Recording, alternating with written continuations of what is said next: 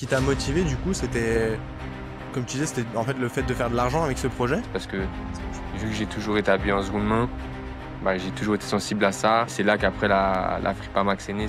Plein de gens qui commencent par le corporate et puis qui s'ennuient, qui veulent lancer leur propre projet. Mais toi, du coup, tu fais l'inverse. Et il faut bien faire comprendre aux gens que le resell, que ça soit des baskets de luxe ou ça, c'est pas quelque chose de simple.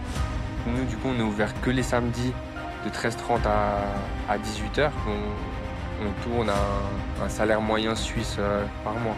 On va dire environ à 4000, 5000, 5000 par mois, disons. Enfin, on va dire entre 7 et 9. Il faut pas avoir peur d'avoir que 16 ans ou 17 ans parce qu'au final, tu peux tout faire à n'importe quel âge. Mais j'ai pas envie de faire mon million là-dessus. Donc je suis aussi assez sensible à la capacité de la personne de faire continuer le projet par rapport à l'aspect monétaire. Est-ce que ça veut dire que la boîte vaut zéro? Non.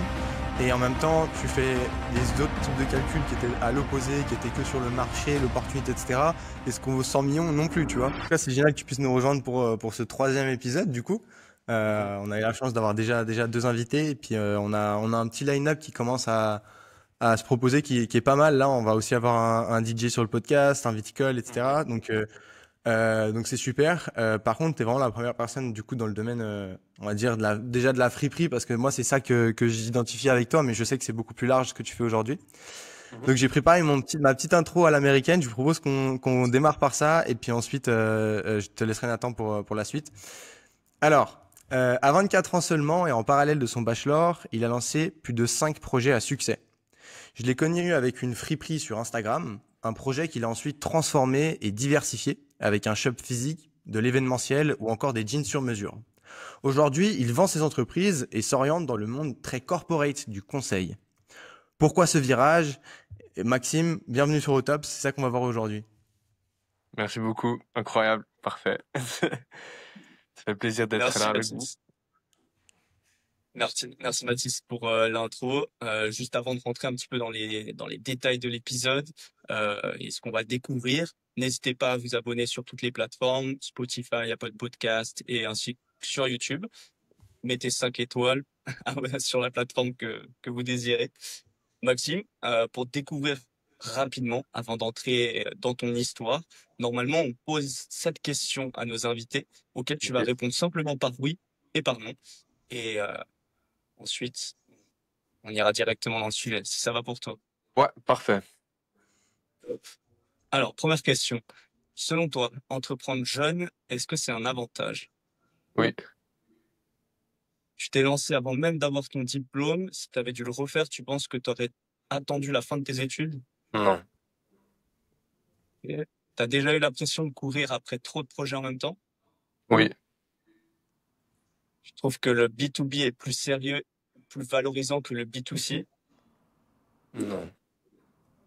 Je pense que tu serais allé aussi loin sans être passé par Pulse.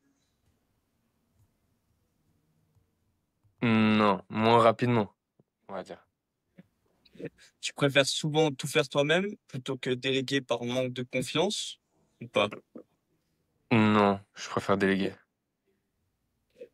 Et dernière question, tu penses pouvoir t'épanouir autant dans une grande entreprise que dans tes propres projets? Clairement, oui. Ok, bah alors, on va commencer par là. Est-ce que tu Je me, peux je me suis développer dit un que petit peu? ouais. Parce que c'est quand même un gros sujet. Normalement, il y a plein de gens qui commencent par le corporate et puis qui s'ennuient, qui veulent lancer leur propre projet, qui ont beaucoup d'expérience et qui Mhm. lancent leur propre boîte après ça. Mais toi, du coup, tu fais l'inverse. Moi, ça m'intrigue énormément. Explique-moi un petit peu. Bah, en fait, c'est donc comme tu l'as très bien dit, j'ai commencé par fonder mes projets, mais en parallèle à mes études. Et dans ces études, justement, j'ai eu la chance d'avoir la possibilité de partir en Erasmus en Allemagne, où j'ai eu un cours uniquement basé autour du métier du consulting, qui, pour la première fois de ma vie, a été, on va dire, une révélation, dans le sens que c'est la première fois où un prof s'il libérait et que du coup on n'avait pas cours, j'étais énervé. Parce que j'aimais tellement son cours que même s'il était à 8 heures du matin et que je suis pas un lève-tôt, j'avais envie de me réveiller pour y aller et de le suivre pendant 4 heures. Et ce que j'ai remarqué, c'est que j'ai créé beaucoup de projets parce que j'aimais beaucoup les démarrer et les faire fonctionner. Mais du moment où ça devenait très routinier, je commençais à me lasser et à vouloir passer à autre chose. Et pourquoi justement le corporate dans le conseil m'intéresse plus, c'est parce que justement j'aurais cette possibilité d'avoir la diversité de projets. Dans le sens que par exemple sur 6 mois, je serais sur un projet d'aviation ou les 6 mois d'après dans un projet B2C retail. Et c'est pour ça que, à mon sens, même si voilà, quand on vend l'entrepreneur, c'est la liberté financière, faire ses propres horaires, se réveiller quand on veut. Dans mon cas, moi, la possibilité de pouvoir bosser sur plusieurs projets et aider les personnes à résoudre ou les entreprises à résoudre les problèmes et ensuite pouvoir passer à quelque chose de totalement différent, bah ça, vu que je suis très curieux et que j'aime beaucoup un peu tout savoir, bah c'est quelque chose qui semble remplir exactement ce que j'aime et ma façon de fonctionner. C'est pour ça que pour moi, le corporate de cette façon-là joue, mais du corporate en faisant de l'audit, par exemple, ça jouerait pas du tout. Bah, ça serait super répétitif et ce sera toujours la même chose chaque année. D'accord, ok, je comprends. Mais du coup, toi, c'est plus en fait la diversification des projets plus que les tâches en elles-mêmes.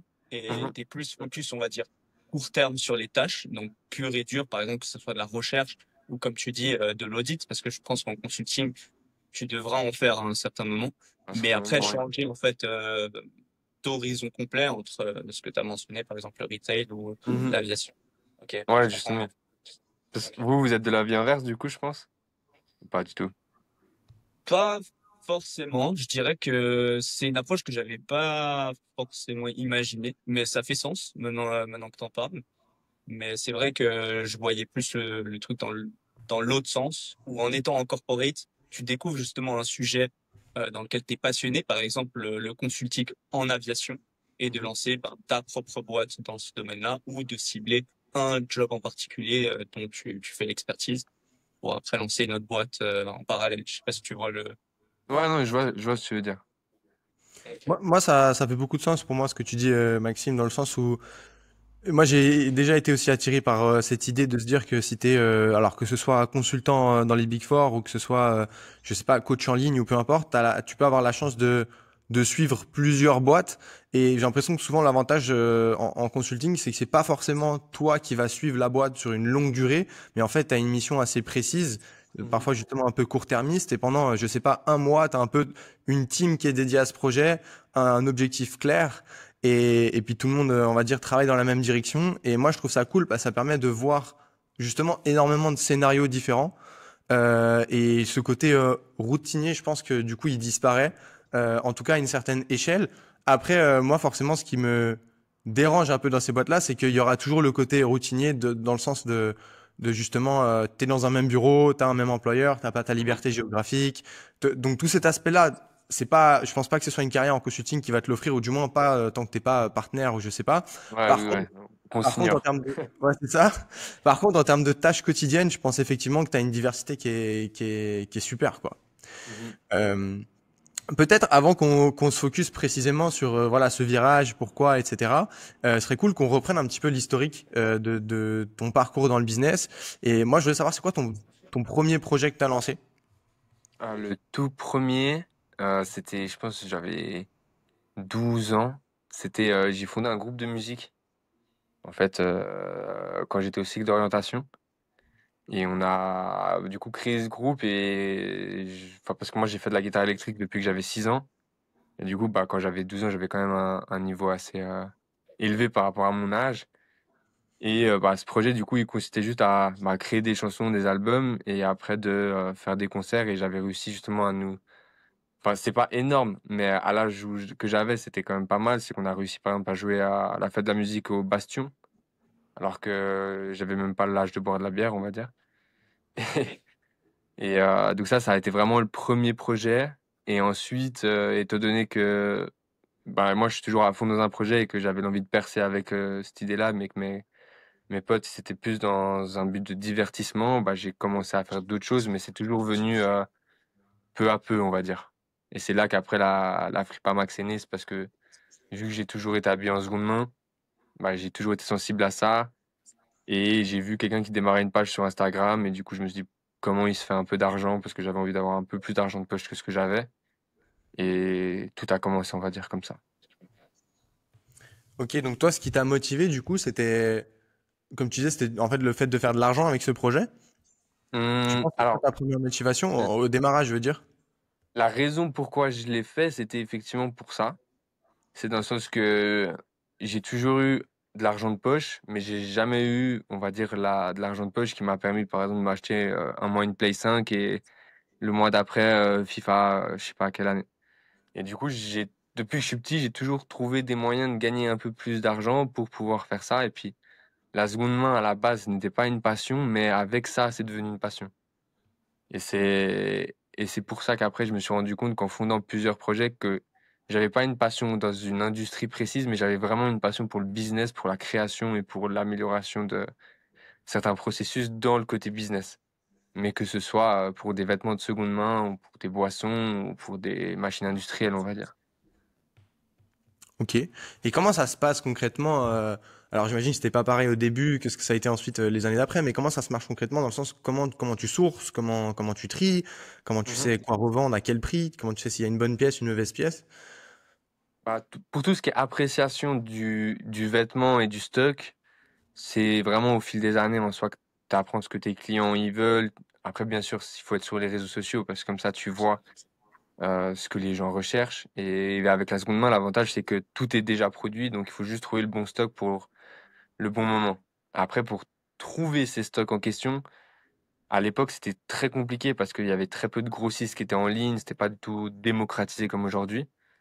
Aujourd'hui, ça l'est toujours, mais c'est très simple d'avoir des lots de vêtements, que ce soit, enfin, je pense que vous avez peut-être déjà entendu ces grosses balles de 45 kilos ultra compressées, c'est assez viral sur les réseaux sociaux, mais cette façon-là d'acheter, ça casse en fait la qualité du vêtement. Et nous, ce qu'on fait, c'est qu'on a trois, quatre personnes en Europe qui, avec qui on collabore depuis vraiment trois, quatre ans, je pense, et qui nous connaissent par cœur et ils s'occupent de nous faire des lots et on leur dit un budget et puis ils nous font des lots, ils nous envoient tout en photo, en vidéo. On vérifie et après on reçoit et après on a un pressing. Je ne vois justement qu'ils lavent tous les vêtements à sec et comme ça après bah, le produit il arrive chez nous, il est prêt à la vente, il sent bon, il n'a pas de taches, il n'est pas troué et il est dans cette qualité quand même élevée, premium qu'on a avec des marques. Ok, super intéressant parce que j'avais déjà parlé avec quelqu'un dans le business du vintage qui s'occupait d'aller, lui, enfin, ils avaient organisé un réseau pour réussir à prendre les habits typiquement dans des, tu sais, des bennes. Des fois, tu as des choses, tu peux aller donner des habits. Je pense Mhm. à Emmaüs par exemple qu'on va avoir.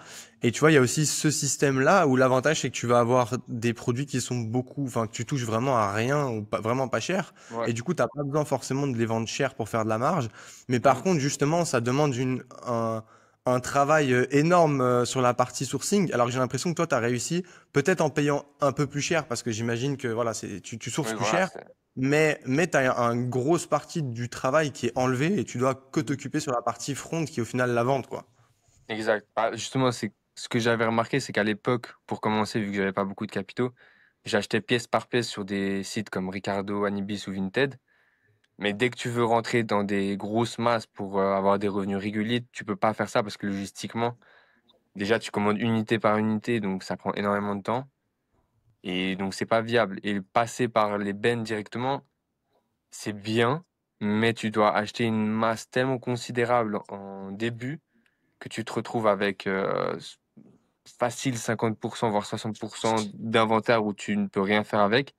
Donc, ils vont te coûter soit de l'emplacement de stockage ou de l'emplacement pour éliminer en fait ces ressources.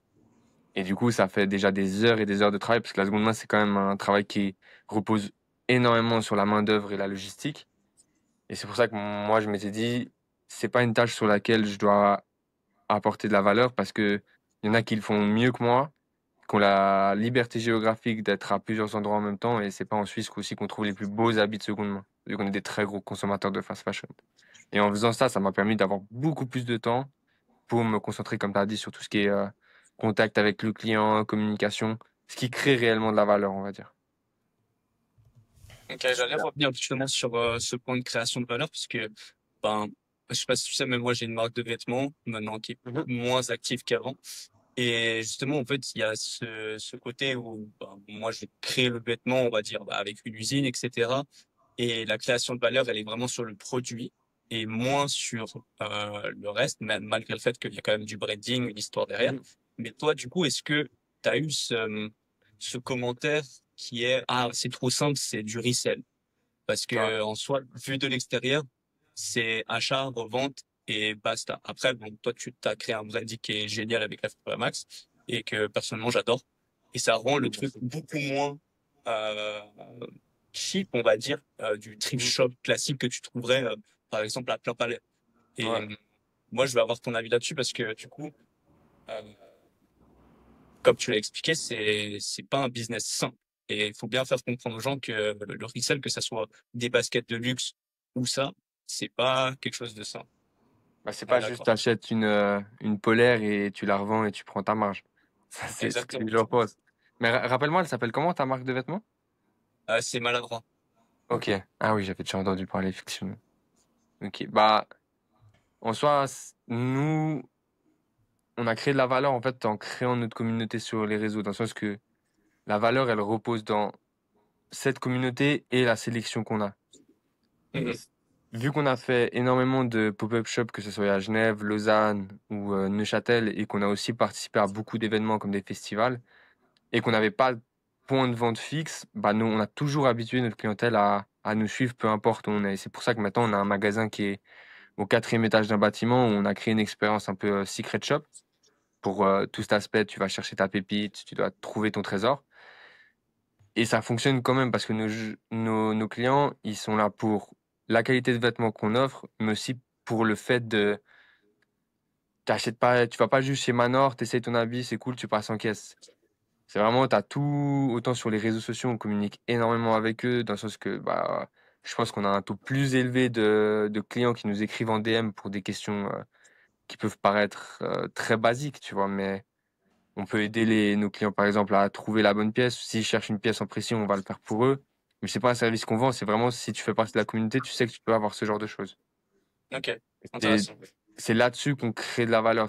Parce que si tu es un thrift shop normal, tu vas être victime des clichés classiques. Ça veut dire que tu dois vendre tes habits vraiment pas cher. Donc tu vas moins acheter de la bonne qualité, tu vas plus faire de la masse. En faisant ça, tu vas avoir la qualité aussi qui baisse. Et du coup, tu vas répondre à tous les clichés que les gens ont dans leur tête. Et surtout en Suisse, vu qu'on a une mentalité assez lente, l'adoption de la seconde main est plus lente qu'ailleurs. Mais les gens, ils attendent du premium. Et donc, si tu un thrift shop normal, tu vas pas pouvoir proposer ça et tu vas toujours être en clash avec tes clients. Et nous, ce qu'on a essayé de faire, c'est justement de pas être en clash, mais de les avoir avec nous pour que, de un, ils acceptent nos prix qui sont plus élevés qu'un thrift shop normal. Mais étant donné que quand ils vont dans notre shop, ils n'ont pas une expérience thrift shop, ça leur paraît pas du tout abusé. Enfin, il y en aura toujours qui diront que c'est trop cher, comme dans tout business, mais on va dire que c'est un commentaire qui revient pas du tout chez nous. Enfin, beaucoup moins qu'à l'époque, en tout cas. Du coup, j'imagine que ça te permet d'avoir déjà un panier moyen élevé vu que voilà, tes produits sont plus Mhm. chers, mais aussi une rétention, j'imagine, assez dingue dans le sens où il y a quand même du monde qui te suit. Il y a peut-être pas tout le monde qui est client, mais j'imagine que la partie qui est cliente et qui a trouvé une petite pépite chez toi Mhm. va avoir envie de revenir régulièrement pour essayer d'en trouver une autre. Et donc, tu dois revoir aussi les mêmes visages qui commencent aussi à s'attacher aux personnes de ton équipe, peut-être à ton visage à toi, aux gens sur les réseaux. Donc, Mhm. ça te donne une communauté qui est plus fidèle peut-être que le thrift shop moyen. Ouais, bah, en fait, je pense qu'on a une base de 40% de nos clients, je les vois chaque 2 semaines. Dans qui sont toujours là, ils achètent quasiment tout le temps quelque chose quand ils viennent parce qu'on met toujours des nouveaux articles vu qu'on a un débit quand même assez élevé. Et bah, au final, tu vois, la première fois qu'ils rentrent, bah, ils te disent bonjour et la troisième fois qu'ils rentrent, tu les check et puis je sais ce qu'ils font dans leur vie, leurs études, s'ils ont foiré leurs exas et je discute avec eux et puis au final, bah, j'ai toujours de quoi discuter avec eux et c'est pas une discussion dans le sens un small talk comme tu vas dans un événement de networking parce que tu veux tirer quelque chose de la personne. Mais c'est que, par exemple, il y en avait un qui avait foiré ses examens de psycho en janvier. Là, il est repassé il y a une semaine, il a ses examens dans 2 semaines. Bah, dès qu'il est rentré, j'avais envie de savoir comment ça allait être pour ses examens. Mais c'était pas dans le but de lui vendre quelque chose. Ou s'il vient à la caisse et il me dit, est-ce que tu penses que c'est la bonne taille ou ça me va bien? Personnellement, moi, si je trouve que ça lui va pas, je vais lui dire, je vais pas le pousser à l'achat. Et c'est pour ça que, enfin, cette base de clients, elle revient sans arrêt, c'est parce elle sait que t'as un beau contact et enfin, si tu veux te poser avec moi, il y en a des fois qui se posent et puis carrément le mec qui fait tous nos visuels, qui s'appelle Arnaud, bah, de base, c'était un client. Bah, il est venu 3-4 fois, il discutait avec moi, il m'a demandé s'il pouvait faire un stage pour découvrir. Et puis maintenant, ça fait 1 an et demi, il est employé. Et puis des fois, tu as des clients, des fois, on les prend pour des shootings. Donc en vrai, on fait vraiment participer notre commune et on n'essaye pas de leur vendre des trucs qu'on pense que ça va pas les faire kiffer ou qu'ils vont pas porter. Et c'est ça, enfin, je pense que c'est pour ça qu'on a une communauté aussi, euh, aussi forte. Moi, je pense que Ouais, c'est toute vraiment entreprise intéressant. maintenant devrait jouer là-dessus en soi parce que c'est la meilleure façon de se fidéliser à faible coût. Carrément, carrément. Bah, c'est Je sais vraiment pas comment intéressant ce que tu dis. toi tu fais comment Ouais, pour ta pardon. marque de vêtements par exemple? Bah, justement, j'allais revenir dessus parce que, en fait, j'ai aussi fait mes devoirs, on va dire, sur ton site, en analysant un petit peu ce que tu faisais. Mhm. Et la manière dont tu as organisé ton site avec des drops très similaires à ce que je faisais avec ma marque montre que, du coup, la rétention client, elle est vraiment importante. Parce que je pense que dans un thrift shop normal, enfin, j'ai jamais entendu parler de drop dans un thrift shop, tu vois. Donc ça, Ouais, enfin, ça m'a vraiment marqué.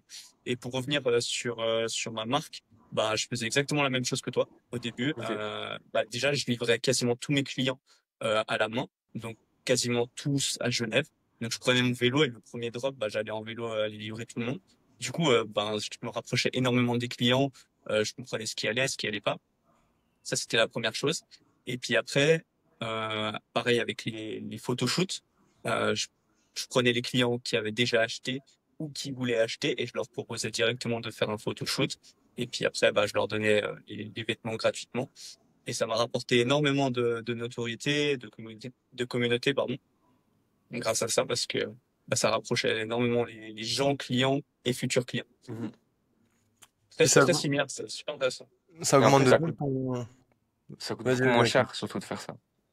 C'est clair. Aussi. Enfin, c'est un avantage pour autant, c'est vraiment du win-win pour autant la marque que ses clients. Enfin, je trouve ça incroyable. Puis, et puis bah déjà ça te donne un actif différenciant que on peut pas t'enlever dans le sens où si c'est ton seul avantage c'était les prix, bah demain j'entre sur le marché, j'ai des prix plus faibles que toi, je te prends tes clients.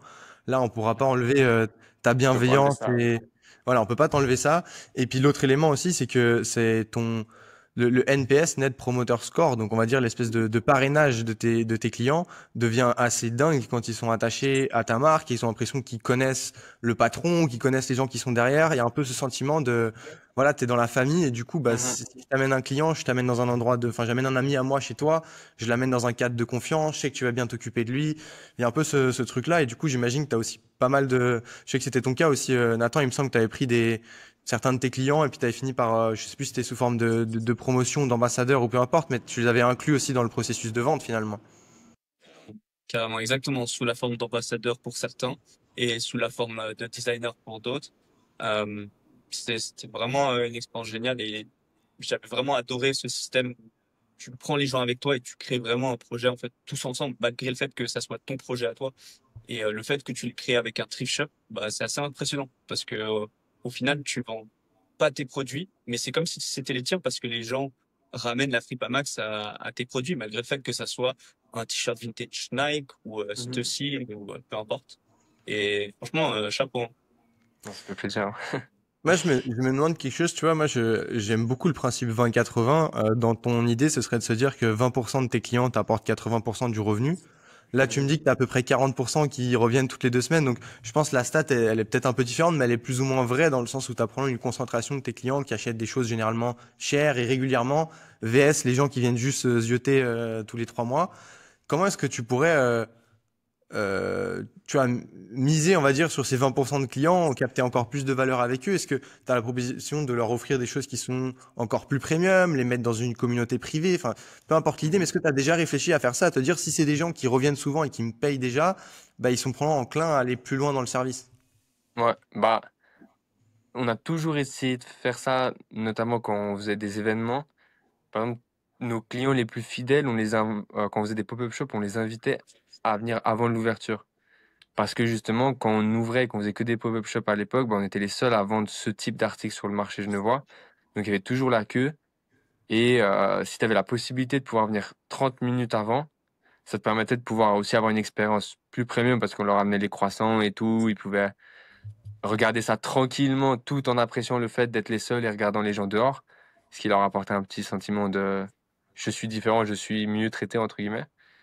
Et on avait aussi fait une story avec les amis privés sur Instagram où justement on avait fait qu'à la caisse ou en ligne, à chaque fois que tu achetais quelque chose, tu devais mettre ton nom Instagram pour qu'on t'ajoute dans cette story privée. Et dans cette story privée, par exemple, on faisait circuler des codes promo pour avoir les frais de port gratuits, ou si on faisait un drop, on leur donnait un accès au drop en avance, ou que en fait des avantages comme ça. Ils étaient toujours prévenus en avance des choses, et ils se sentaient justement, enfin, vu la rétention qu'on a, ils se sentaient privilégiés. Et aujourd'hui, vu qu'on a enfin passé les 10 000 abonnés, on a la possibilité de faire un canal de diffusion sur Insta qu'on a appelé justement Secret Club, qui en soi, n'importe qui peut rejoindre. Mais généralement, les gens qui rejoignent ce genre de canal, c'est des gens qui te suivent. Et là-dessus, justement, bah, c'est grâce à ça que maintenant on communique avec cette audience. Par exemple, on a fait bah, c'était avant-hier ou dimanche, on a fait notre event, le Hold Up, où on met tout à 20 francs sur notre site internet. Et ça attire énormément de gens. Et ceux qui étaient dans le canal, ils avaient accès au site 15 minutes en avance. Et grâce à ça, bah, quand j'ai ouvert le site à 17h45, j'avais 70 personnes qui étaient déjà sur le site. Et quand j'ai ouvert à 18h, tu as eu 100 autres personnes qui sont arrivées d'un coup. Mais les 70 autres, ils avaient déjà passé leur commande. Et du coup, ça a fait cette expérience de même si t'es pas en ligne, tu bénéficies pas de quelque chose non, même si t'es pas physique, bah, tu peux quand même bénéficier d'un avantage qui, pour nous coûte zéro, tu vois. C'est juste une question d'organisation.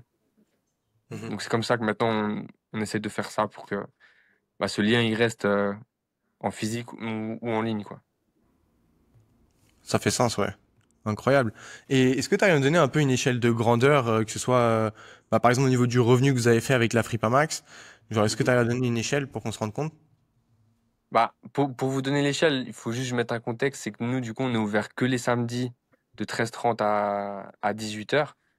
Et en ligne, on a recommencé à le faire depuis 2 mois, mais on va dire, pour une échelle, on tourne à un salaire moyen suisse par mois.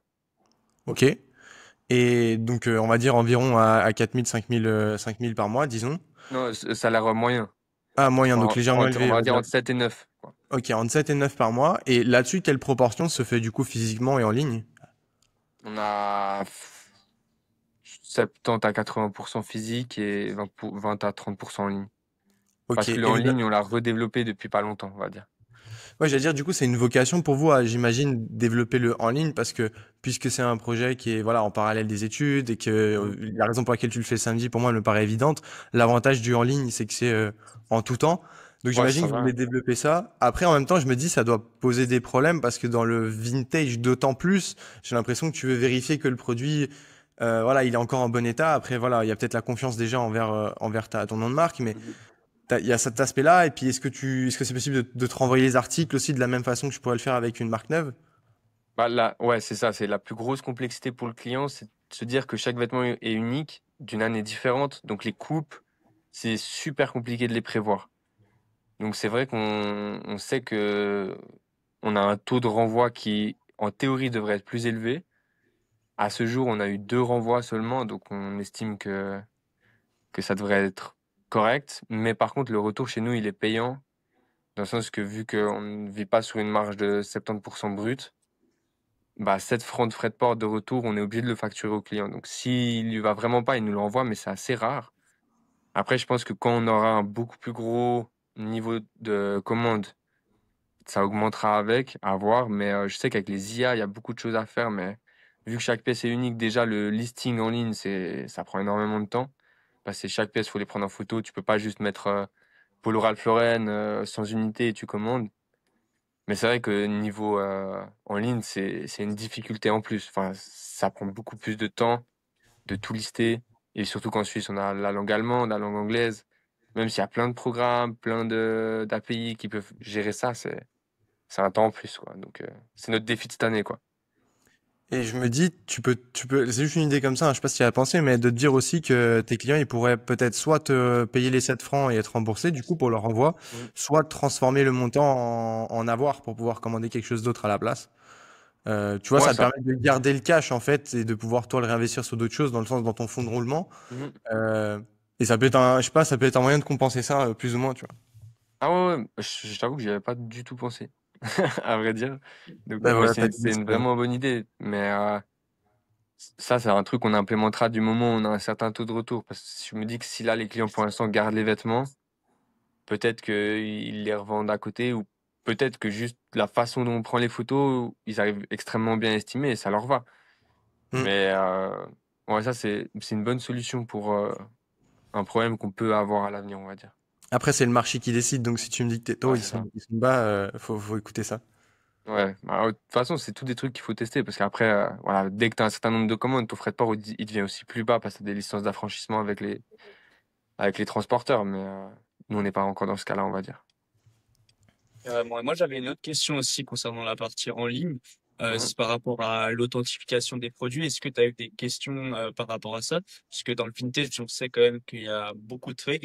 J'ai l'impression que c'est moins que dans les nouveaux shops de resell comme les baskets Mhm. Nike White ou n'importe. Est-ce que tu as eu ce genre de problème ou pas? Alors, on a très, très rarement des gens qui nous demandent si nos pièces, elles sont legit. Mais justement, le fait qu'ils utilisent le terme legit, c'est qu'on sent qu'ils viennent vraiment de la communauté sneakers, Supreme, etc. Et en fait, juste en leur expliquant que justement, nous, on contrôle toutes les pièces et c'est pour ça qu'on a réussi à accroître cette base d'abonnés qui nous font confiance, bah, ça a suffi à justifier dans leur tête que c'est bon. Après, bien évidemment que on traite des milliers d'articles chaque mois, donc il se peut qu'il y ait un truc qui passe pas au radar et c'est une erreur. Et si dans ce cas-là, ça arrive, bah, on récupère le produit à notre charge et on fait tout pour justement bah, récupérer la mauvaise expérience que le client a eue, mais c'est jamais arrivé pour le moment. Ok. Parce que on a déjà nos fournisseurs qui font déjà un pré-tri. Après, eux, vu qu'ils traitent encore plus d'unités que nous, bah, ils font un peu plus d'erreurs, mais c'est assez rare. Et là, à ce jour, franchement, je pense que sur les 2 dernières années, j'ai dû recevoir max 10 habits qui étaient contrefaçon, que j'ai pu discerner moi-même. Et le reste, bah, normalement, tout est passé, quoi. Et déjà, Donc c'est. sur ce volume-là, c'est normal. Tu regardes même StockX, qui était quand même Ouais, très reconnu avec leur fameux petit badge vert. Ils ont vendu du fake, mais voilà, sans en être et conscient. beaucoup, hein. Mm. Non, eux c'était même un peu abusé. J'avais vu les Ouais. stats. J'ai pas envie de dire de bêtises, mais c'était un peu abusé. Tu te poses des questions quand même. Mais voilà, je pense Mhm. qu'il y a ça. Et puis aussi, j'imagine que tes articles moyens, c'est pas forcément des trucs d'hyper grandes marques, etc. Donc ça Ouais, c'est réduit. ça Il aussi. y a moins de contrefaçon sur justement du Nike, du Stussy, etc. que tu vas en avoir sur, je sais pas moi, la collection le Louis Vuitton, quoi. Ouais, et aussi l'avantage qu'on a, c'est que vu qu'on vend des produits des années 80-2000, c'était pas encore les époques où la contrefaçon était très, très développée. Enfin, il y en avait, surtout par exemple dans les marques comme Lacoste, mais surtout du Adidas, du Nike, du North Face, c'était super modéré. Donc, on diminue le risque aussi par rapport à ça. Et notre clientèle, elle est moins sensible que ça, peut-être. Je sais pas, mais aussi, ils ont tellement confiance en notre marque que je pense que ils se posent même pas la question. Ok. Ok, j'avais une dernière question pour rester dans le sujet du e-commerce et physique. Quand est-ce que tu as changé, on va dire, ta stratégie et tu t'es dit, OK, maintenant les pop-up, j'arrête, ou peut-être que j'en fais moins et j'ouvre un shop physique? Alors, nous, c'est tout venu peu à peu, dans le sens qu'on n'a pas planifié de se dire, OK, pendant un an, on fait des pop-up, après on ouvre un shop. C'est qu'en fait, on a toujours saisi les opportunités quand elles venaient. On a fait v'là les pop-up sur 2-3 ans, et après, bah, j'ai pris mes premiers locaux, on va dire sérieux, où je pouvais stocker. Et en fait, par le hasard des choses, le propriétaire qui me louait son box avait mal fait les contrats, et puis des voisins s'étaient plaints, et du coup, on a été, en 10 jours, on a dû quitter ces locaux. Et du coup, en 10 jours, j'ai dû trouver des locaux et je me suis retrouvé dans des locaux vraiment agréables, en dessous de Balexa, justement à Boucher, qui sont jolis, dans lesquels tu peux accueillir des clients. Et je me suis dit, mais en fait, pourquoi utiliser ça que comme espace de stockage alors que je pourrais en fait venir faire venir mes clients de façon régulière chaque temps de temps. Et en fait, c'est comme ça qu'on a ouvert le shop physique. Et c'est pour ça qu'après, on a délaissé la vente en ligne parce que le shop physique prenait trop de place et générait beaucoup trop de revenus. Du coup, on n'avait plus le temps de passer en ligne. Et maintenant qu'on a stabilisé le shop physique, on se remet en ligne parce qu'on a la capacité d'allier les deux. Mais ça n'a jamais été un choix. On n'a jamais suivi un plan stratégique, si tu veux. D'accord. Ok. Enfin, maintenant, on Et, le fait parce que voilà, on a compris comment ça fonctionnait. Mais à l'époque, pour le développement, c'était vraiment sur le pouce. et aujourd'hui, dans la Max, vous êtes combien à travailler, on va dire, sur le projet? Ah, on est 5. 5. Ok. Ouais. On a 2 personnes qui sont un peu les visages de la fripe. Là, on a une personne qui s'appelle Lucie, justement, qui va être un peu plus le côté féminin. Parce que là, on était qu'avec la personne qui s'appelle Arnaud. Et on a une personne qui s'occupe de tout ce qui est le listing des articles en ligne pour que bah, ça soit automatisé. Et une personne en direction artistique qui s'occupe un peu de chapeauter tout l'univers, la création vidéo, etc. Ok. Ça va. Et Ok. moi, du coup. Mais Et c'est que des gens qui travaillent, on va dire, sur le côté sur ce projet, ou t'as des gens qui sont impliqués plus à temps plein? Enfin, tu vois, en fait, je me pose des questions juste déjà avec le fait que tu sois ouvert que le samedi. Je me dis, pourtant, Mhm. toi, t'as un loyer que tu dois payer toute la semaine, même si t'es ouvert qu'un jour. Et ouais. du coup, je pense, tu vois, au niveau de tes employés, est-ce que eux, ils sont assez limités au samedi, du coup, ou... Non, bah alors, on en a un qui travaille un jour par semaine, donc celui qui fait toutes les vidéos. Si vous voulez, comment c'est organisé, c'est que moi, je m'occupe de faire la stratégie un peu de contenu. Ensuite, je la passe à celui qui est en direction artistique, qui s'occupe de toutes les vidéos. Il organise les shootings justement avec Lucie et Arnaud. Et on va dire sur un jour et demi, voire 2 jours, cette petite équipe, elle suffit à créer le contenu pour 2 semaines. Et après, la personne qui s'occupe de mettre en ligne les vêtements, elle vient une matinée par semaine et met le nombre d'articles nécessaires. Et en fait, cette structure nous permet de faire que plus on vend, plus ils vont pouvoir travailler. Parce qu'actuellement, on n'a pas la possibilité de les payer à 100%. Dans le sens que, par exemple, si d'un coup, là, on passe de 100 articles vendus à 200 par mois en ligne, bah, la personne qui met les articles en ligne, bah, elle va travailler 2 périodes de plus. Et vu qu'on s'est toujours entouré de personnes qui étaient du milieu étudiant, bah, ça permet pour tout le monde d'être un bon complément de revenus. Super. Et du coup, je me demande aujourd'hui combien de temps, toi, tu mets réellement dans ce projet-là. Moi, je suis à 2 jours, 2 jours max. Ok. Et en parallèle, tu as lancé d'autres projets. On en parlait. Tu arrives à nous montrer un petit peu, enfin, nous expliquer l'éventail de projets que tu Mhm. as et puis pourquoi tu as fait aussi ce pivot un peu plus B2B. Ouais, bah, en fait, comme je vous ai expliqué, c'est chaque chose, elle est venue parce qu'on a vu une opportunité et puis on l'a testé. Et donc, avec la Fripamax, avec tout ce côté événementiel des pop-up, on a commencé à inviter d'autres concepts pour faire ces pop-up avec nous, jusqu'à arriver à notre deuxième projet qui s'appelait INEA, qui était justement des événements non-stop de 11 h du matin jusqu'à 4 h du matin, où on commençait par un marché des créateurs où il y avait entre 30 et 40 personnes issues du tissu suisse romand, donc ça soit des tatoueurs, des marques de vêtements, des marques de bijoux. Euh, Il y avait plein d'autres concepts aussi que je n'ai plus en tête là, enfin j'ai oublié. Et ensuite, il y avait des représentations artistiques, donc des concerts, des shows de danse. Puis on switchait sur une soirée boîte de nuit. Et tout ça, c'est juste venu du côté pop-up shop de la Fripamax. Et ça, on l'a fait Ça, pendant 2 ans. Et ça, c'était des événements qui réunissaient plus de 1000 personnes en une journée. Les soirées, elles faisaient quasiment toujours complet. Et quasiment tous les exposants arrivaient à rentrer dans leurs frais et vendre beaucoup plus que ce qu'ils avaient besoin pour rentrer dans leurs frais et du coup bah, faire connaître leur marque, créer des connexions, créer des collaborations. On a eu plusieurs par exemple, marques de vêtements qui ont connecté avec des graphistes, qui exposaient leurs œuvres ou des trucs comme ça et c'est vraiment assez intéressant. Et de ça a découlé le Larco Studio qui était un espace. En fait, on a bénéficié d'une arcade pendant un an qui est dans un bâtiment qui devait être détruit. Et en fait, on a pris les artistes et les concepts qui nous plaisaient le plus dans ces événements pour leur offrir un espace qui payait par mois pour pouvoir créer.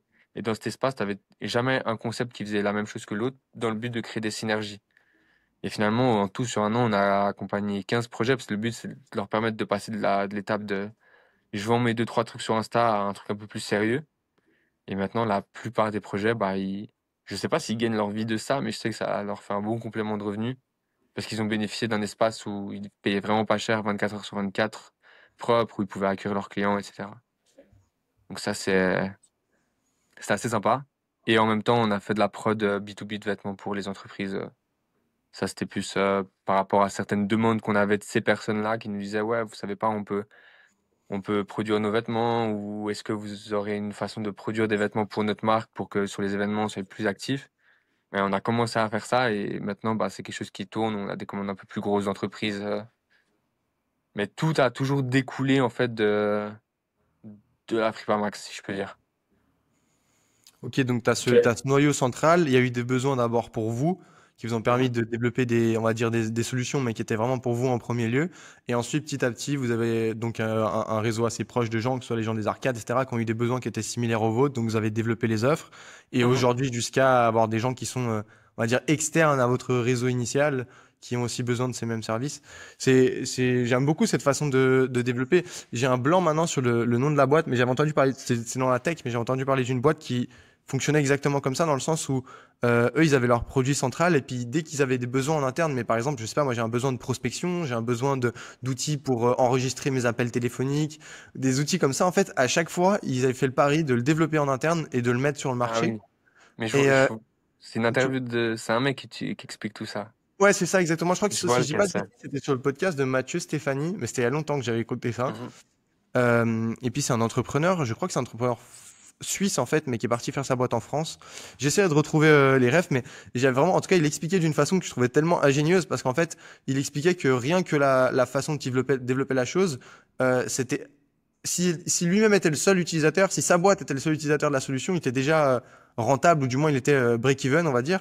Et du coup, si Mhm. des gens étaient intéressés par son service, bah, c'était juste, OK, il faut maintenant qu'on double le budget là-dedans pour faire aussi du marketing, etc. Et si personne n'était intéressé par son service, bah, on s'arrête là et puis c'est juste utile pour nous, tu vois. Et je Ouais, trouvais clair. ça génial, en fait, et ça fait un bon écho. Après, avec ce genre de procédé, enfin, ce que moi je me suis rendu compte, c'est qu'il faut quand même faire attention parce que tu peux très rapidement t'écarter, en fait. Et c'est ça qui a été difficile pour nous, c'est qu'à un moment, on avait entre guillemets, un portfolio d'activités qui était toujours relié les unes aux autres, mais avoir sa tête sur toutes les choses, ça ne permettait pas de pouvoir vraiment se concentrer sur un truc et monter très haut. Parce que quand tu es une petite équipe, ça a été une de nos difficultés. Donc, faut aussi savoir se dire, ok, je l'ai fait, mais c'est peut-être mieux que je le kill et que je l'outsource parce que des gens qui le font mieux. Mais en tout cas, moi, je trouve que c'est une super façon de faire, mais c'est très énergivore et faut savoir se structurer parce que sinon, ça part dans tous les sens, quoi. Ouais, j'allais y venir justement parce que quand tu parles de tous ces projets, en fait, on a l'impression que c'est un projet après l'autre, mais en fait, c'était tout en même temps sur une période de quoi, 3, 4 ans, c'est ça? Ouais, c'est ça. Et du coup, comment t'as organisé tout ça? Parce qu'en plus, avec la HEG à côté, je connais la difficulté quand même de cette école. Enfin, c'est pas une école Ouais. qui est simple, malgré le fait que si tu travailles, il y a pas de souci, mais ça demande quand même du temps. Du Mhm. coup, comment t'as fait ça? Bah, moi, je pense que c'est parce que j'adore l'aspect business des choses que j'ai réussi à faire ça. Dans le sens que moi, ma passion, c'était de pouvoir réussir à j'ai une idée qui pourrait servir à quelqu'un. Ok, comment je vais la faire et je vais la monter et elle va fonctionner ou elle va pas fonctionner. Dans le sens que déjà, je me suis jamais dit que si ça fonctionnait pas, c'était grave. Dans le sens que bah, ça fonctionnait pas, je passais à autre chose. C'était parce qu'on a tendance à pas avoir en Suisse, quoi. Si tu fais quelque chose et que tu le foires, bah, généralement, c'est assez mal vu. Mais moi, je suis plus de la vie, il faut tester. Et puis, au pire, si ça marche pas, bah, à notre âge, en tout cas, le seul truc que tu as perdu, généralement, c'est un peu d'argent et du temps. Et vu que j'étais passionné de business, bah, j'ai jamais dit non, entre guillemets, à une opportunité. Et des fois, bah, je bossais 7 jours sur 7 et je bossais 12 heures par jour. Et c'est la passion qui faisait que j'arrivais à le faire. Mais au jour d'aujourd'hui, si là, par exemple, j'avais un enfant ou un truc comme ça, je pense pas que je pourrais le faire parce qu'il y aurait des priorités qui se mettraient. Donc, c'est Ok. pour ça que enfin, quand j'avais été invité à une conférence pour l'entrepreneuriat chez les jeunes, le seul message que j'avais envie qu'ils retiennent de la conférence, c'était vous habitez chez vos parents. Si vous avez une idée, tentez de la lancer parce qu'au pire, vous allez apprendre et perdre du temps, mais du temps, vous en avez et de l'argent, vous en avez pas besoin. Donc foncez. Et je pense que sur cette base-là, c'est beaucoup plus simple de lancer des trucs. Et aussi, j'ai jamais cherché à lancer un truc. Genre, je me suis jamais dit, je veux être entrepreneur, faut que je trouve un moyen, un produit, un service que je vais vendre. C'est toujours des trucs qui sont venus parce que j'ai vu un besoin, donc j'ai toujours quand même eu des clients sur les choses. Et j'ai jamais été dans la phase de, OK, il faut que je trouve un truc qui soit ma cash cow et que après le reste, je le fasse. C'est vraiment, je me suis dit, OK, je fais ça, jusqu'à où je peux le tirer. Et si ça fonctionne, ça fonctionne. Et si ça fonctionne pas, bah, on le kill. Mais il faut savoir le killer pour justement avoir le temps de passer sur les autres choses. Mais il faut mettre de côté beaucoup ses amis et tout quoi. Bah, je pense que vous avez les deux fait la même expérience que moi à ce niveau-là. Carrément, carrément. Mais je voulais revenir du coup sur l'école parce que enfin c'est quand même une priorité, on va dire, pour Mhm. certains. Et qu'est-ce que toi, tu pourrais donner comme conseil en ayant eu autant de projets à côté, plus l'école? Est-ce que tu conseillerais, bah, je sais pas, d'arrêter les études et de se concentrer sur un projet qui te passionne, qui te rapporte de l'argent dans le meilleur des cas, ou quand même laisser l'école en priorité et faire le maximum que tu peux sur les projets que tu as à côté? Mhm. Bah, je pense que ça dépend à quel point tu aimes prendre du risque. Dans le sens que si tu veux avoir une assurance, fais un papier. Ça te prendra 3 ans ou 4 ans si tu fais en temps partiel. Et comme ça, tu pourras toujours retomber sur tes deux pattes. Après, si t'aimes prendre du risque et que tu lances constamment des projets où t'en fais un, ou t'en fais deux, ou même t'en fais que un, si t'es bon, ou même si ça réussit pas, mais que t'es bon, tu vas, à mon avis, toujours être en contact avec des gens qui voudront bosser avec toi, donc tu pourras continuer. Mais ce que je dirais, c'est, moi, j'ai commencé à faire le papier par sécurité. Après, bah, il y a des cours que j'ai aimés et c'est ça qui m'a fait découvrir d'ailleurs le métier de consultant. Donc j'ai envie de dire, moi je conseille de faire un papier et de faire ses business à côté, mais en ordre de priorité, mettre la priorité sur ce que tu préfères. De sens que tu peux très bien faire un papier et pas avoir la meilleure moyenne du monde, mais au moins tu as le papier et l'expérience que tu auras fait à côté, elle sera beaucoup plus valorisée à mon sens dans les entreprises. Après, je sais que voilà, tu as certaines entreprises, si t'as pas 5 et demi de moyenne générale, ils te prennent pas en considération, mais ça, c'est des exceptions. Enfin, je sais pas ce que vous en pensez à ce niveau-là. 5,5 sur 6 pour l'audience qui n'est pas suisse. Ouais, Mais, mais à part ça, tu vois, je comprends ton point. D'un autre côté, je me dis, là, tu as en quelque sorte la chance d'avoir éliminé peut-être le risque le plus élevé d'un business et qui ne fonctionne pas. Dans le sens que Mhm. tu ne réponds pas à un besoin et que tu trouves pas ton marché. Là, aujourd'hui, avec peu d'heures, on s'entend, j'imagine que tu es à fond dans ton projet, mais avec relativement peu d'heures dans le sens où tu passes un grand nombre de temps aussi bah, en cours, t'arrives à avoir une entreprise qui génère quand même du chiffre d'affaires, t'arrives à avoir des employés, etc. Est-ce que t'as pas ce truc-là dans ta tête? Ah, mais si je m'y mettais moi-même 7 jours sur 7, bah, au début déjà, j'arriverais à faire plus d'argent parce qu'une grosse partie du chiffre d'affaires irait vers toi, mais j'arriverais Mhm. peut-être à le scale et, tu vois, à doubler, tripler beaucoup plus vite. Par exemple, tu parlais de développer cette partie en ligne. Peut-être que si tu t'y mets toi à fond pendant un mois, la partie en ligne, elle explose, tu vois. Ah, mais alors ça, je suis totalement convaincu, hein. Si tu es à 100% sur un projet, tu, évidemment que tu auras une croissance beaucoup plus forte dès le début et aussi l'adaptabilité par rapport à tes clients et ce qu'ils demandent beaucoup plus élevée. Mais justement, et ce que j'ai remarqué avec, en tout cas, ma personnalité, c'est que j'aime pas être que sur un truc. Et la phase de scaling, c'est souvent une phase qui est assez, on va dire, répétitif, dans le sens que tu dois trouver la bonne recette pour pouvoir aller loin, même si tu as plein de phases à l'intérieur de cette phase de scaling. Moi, c'est pas des phases que, on va dire, j'apprécie énormément. En tout cas, pour la Fripamax, c'est vraiment, tu fais plus de com, tu essaies d'avoir les meilleurs vêtements et tu essaies d'être omniprésent dans le parcours de ton client.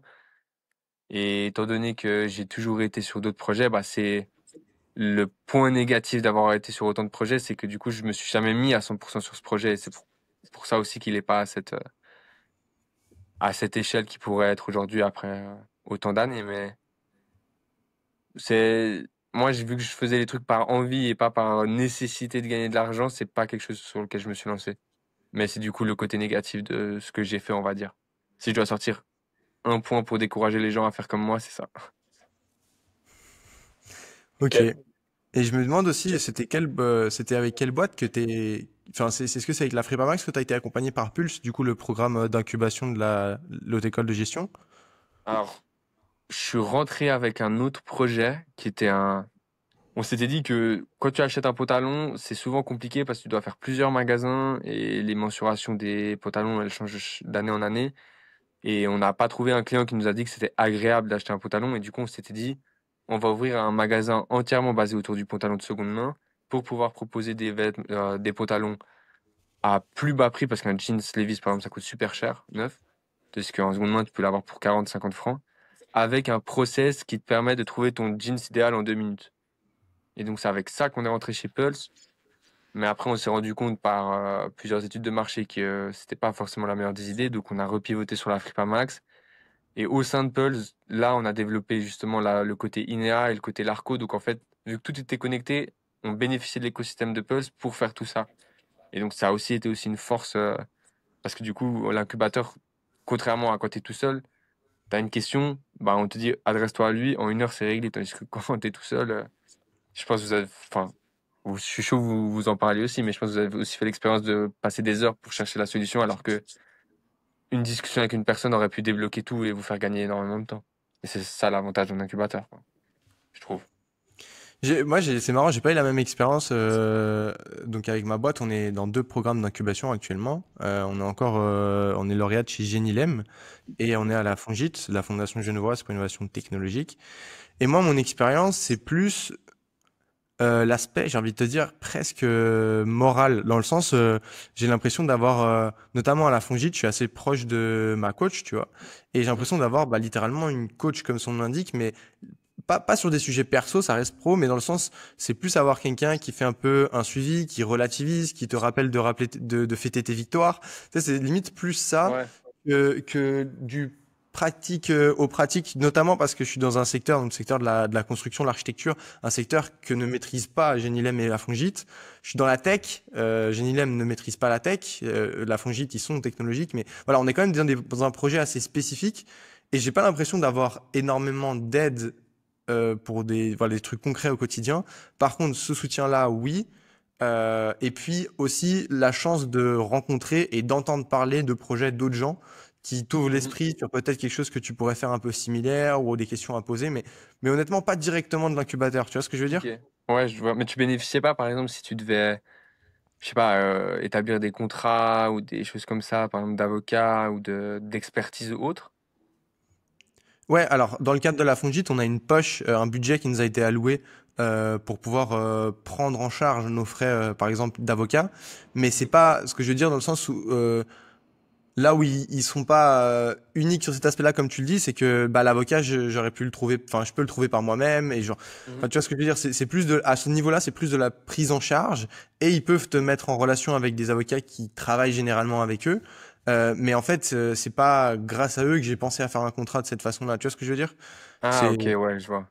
Genre, Ok. disons qu'il n'y a pas, j'ai pas eu de conseils, par exemple, sur l'aspect juridique, comptable, RH. Genre, c'est pas des conseils purs qu'on m'a donnés. Et c'est pas, j'ai une question que je vais m'adresser à eux. Aujourd'hui, j'ai une question, je m'adresse à ChatGPT, tu vois. Mhm. Mais c'est plus, comme je te dis, le fait d'avoir, bah, ce soutien. Et puis, effectivement, ils ont un réseau. Mais, enfin, moi, en fait, c'est quoi? Pour être plus cash, je pense que la Fongite, c'est le soutien, psychologique avec, notre coach Caroline et le cash qu'ils donnent, que ce soit du cash d'avance qu'ils nous ont donné ou des poches alloué pour. Mais Ok. c'est ça qu'on est venu chercher. Il y a évidemment d'autres choses, c'est toute une communauté, il y a des événements, etc. Après, peut-être que j'y participe pas pleinement et que si j'y participais plus, j'en tirais plus de profit. Mais c'est pas ça qui m'a attiré et c'est pas ça aujourd'hui ce pourquoi je les remercie, tu vois. Moi, c'est pour le cash et Mhm. pour la coach, en fait. Ok, ouais. Ouais, nous, enfin, moi, le support, on va dire plus émotionnel, je le sentais plus par rapport au fait d'être dans l'écosystème et d'avoir des gens autour de toi qui sont dans la même galère, en fait. Parce que moi, ma coach, je l'ai beaucoup moins utilisée, j'ai beaucoup plus utilisé des expertises parce que j'avais besoin de ces expertises et j'avais toujours besoin de quelque chose et du coup, je me suis dit, allez, je suis dans un incubateur, autant que je les utilise pour ça, vu qu'ils me permettent de l'utiliser pour ça et d'en bénéficier et d'accélérer. Pour moi, c'était vraiment un gain de temps. Enfin, je pense que Pulse de base, c'est plus un incubateur qui est pour les entreprises qui démarrent de l'idée. Mhm. Mais vu que moi, je suis rentré et que le projet était déjà existant et qui était déjà, entre guillemets, dans la phase que tu es censé être quand tu quittes Pulse, je l'ai plus utilisé en termes d'accélérateur que d'incubateur réellement. Et c'est pour ça que justement tout ce qui était expertise, bah, c'est du cash flow que j'avais pas à financer moi-même et c'est pour ça que ça m'a beaucoup, beaucoup, beaucoup aidé. Mais Mais, tu vois, in fine, de ce que je comprends, c'est quand même le cash dans le sens où c'est des experts que tu n'avais pas eu besoin de payer, quoi. Parce que, enfin, je me oui, demande, tu vois, ces experts, est-ce que tu les aurais trouvés ou est-ce qu'ils ont un réseau spécifique d'experts c'est alors ça qui t'a facilité, tu ouais, vois? alors ils ont un réseau spécifique, mais j'aurais pu les trouver. Dans le sens que c'est pas des personnes qui sont cachées au fond de leur grotte, c'est toutes des personnes qui ont leur Ouais, ils propre sont business. certifiés InnoSuisse, ils ont le truc, ils sont dans la liste, non? Ouais, voilà, ils sont partout en soi, mais on va dire c'est la facilité de contact. Mhm. Tu vois, par exemple, tu cherches un avocat fiscal, des fiscalistes, il y en a partout. Mais trouver le bon avec qui tu as contact, qui est bon pour l'industrie dans laquelle tu es, surtout que moi, bah, j'étais dans le vêtement, donc c'est pas une industrie dans laquelle c'est inconnu pour eux, enfin, c'est quelque chose qu'ils connaissent très bien, donc ils pouvaient directement me recommander les bonnes personnes. Et là-dessus, encore une fois, bah, j'ai gagné du temps, tu vois. Et c'est pour ça Mhm. que je me rappelle même plus de, en fait, de la question de base que tu m'as posée. Je sais même pas si Non, je j'ai sais pas, répondu. juste voir l'aide que Pulse t'a apporté. Après, je pense aussi que c'est un incubateur assez spécifique parce que du coup, c'est un incubateur lié à la haute école de gestion. Comme tu Au disais, ils HES. sont... C'est, si t'es à Ah, c'est l'AED tout ou un si t'es en PS? santé, tu peux aller. Ok. Mais en tout cas, ils sont du coup liés aux études, on va dire de manière générale. Mhm. Et comme tu dis, ils sont très tôt dans le processus. Généralement, dès que tu as l'idée, il y a aussi les locaux. Donc, je pense qu'ils fonctionnent tous un peu différemment, ces différents Ouais, oui, mais ça c'est incubateurs. clair. Mais en tout cas, c'est de ce que je vois, toi, tu recommanderais à un jeune qui a la possibilité de s'affilier à ce programme, qui a une idée en tête, de s'affilier à ce Ah, genre mais de. directement, parce enfin, juste l'aspect réseau, par exemple, aussi que ça peut t'ouvrir. Et ça, je pense que c'est un truc commun à tous les incubateurs. Mhm. Et t'as une puissance de frappe aussi beaucoup plus élevée, par exemple, pour avoir des investissements, parce que bah, sur ton business plan, tu peux mettre le logo d'un incubateur et puis c'est un facteur de validation. En soi, t'as rien de négatif parce que tu ne devras jamais leur donner des parts sociales et au pire, bah, enfin, je vois pas qu'est-ce qui peut ne pas être bénéfique.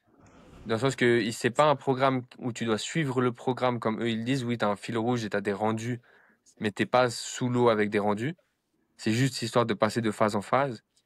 Mais en soi, c'est toi qui décides, entre guillemets, de ce que tu vas bénéficier. Donc, c'est vraiment genre tailor-made, si tu veux, pour toi. Donc, franchement, si tu as une idée et que tu es dans le réseau HES, ne pas y aller, c'est vraiment en mode être un peu buté, de se dire je vais tout faire moi-même, etc. Enfin, c'est vraiment un gain de temps que tu peux avoir enfin, un gain de tout. Enfin, t'as rien à perdre en fait. C'est quoi je recommanderais totalement. Ok, Toi, et tu juste recommanderais pour, ou pas d'aller dans des incubateurs ah dans ouais. lesquels t'es?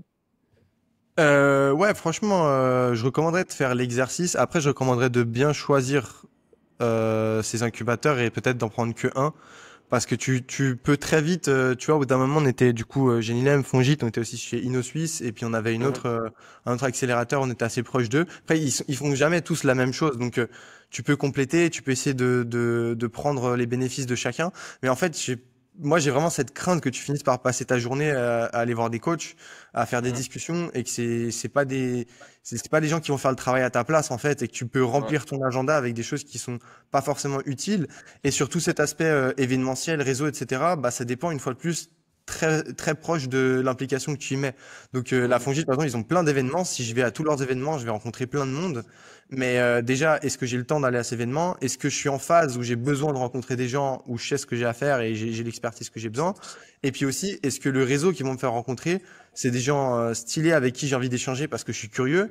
Ou est-ce que c'est des gens qui sont importants pour ma phase de business et maintenant, tu vois? Mhm. Et je pense que tu peux très vite tomber dans ces pièges-là et finir par faire, tu vois, surtout si t'es extraverti, que t'es curieux, que t'aimes Ouais, bien, tu ouais. vois, tu finis par rencontrer plein de gens, faire plein de réunions, mais t'avances pas ta Mais boîte, quoi. tu produis pas, ouais. Mais tu sais qu'il y avait j'étais à une conférence d'un mec dans la tech, mais je sais plus qui c'est. Enfin, c'était un gars qui faisait un truc comme SAP, un ERP, Ok. et qui disait, et il a dit ça chez Pulse, justement, devant, bah, je crois que c'était le directeur de la Fongite et la directrice de Pulse, et il a ouvertement dit, quand vous êtes au début de votre projet, ne faites pas de demande de levée de fonds, n'allez pas dans les incubateurs, ne bénéficiez d'aucun programme de networking, concentrez-vous que sur votre produit. Et une fois que votre produit il est prêt, ou que vous avez au moins un prototype, commencez à aller dans ces institutions. Parce que justement, ça sert à rien d'aller dans ces institutions si t'as pas un minimum de choses près parce que tu vas pas pouvoir en bénéficier à 100%.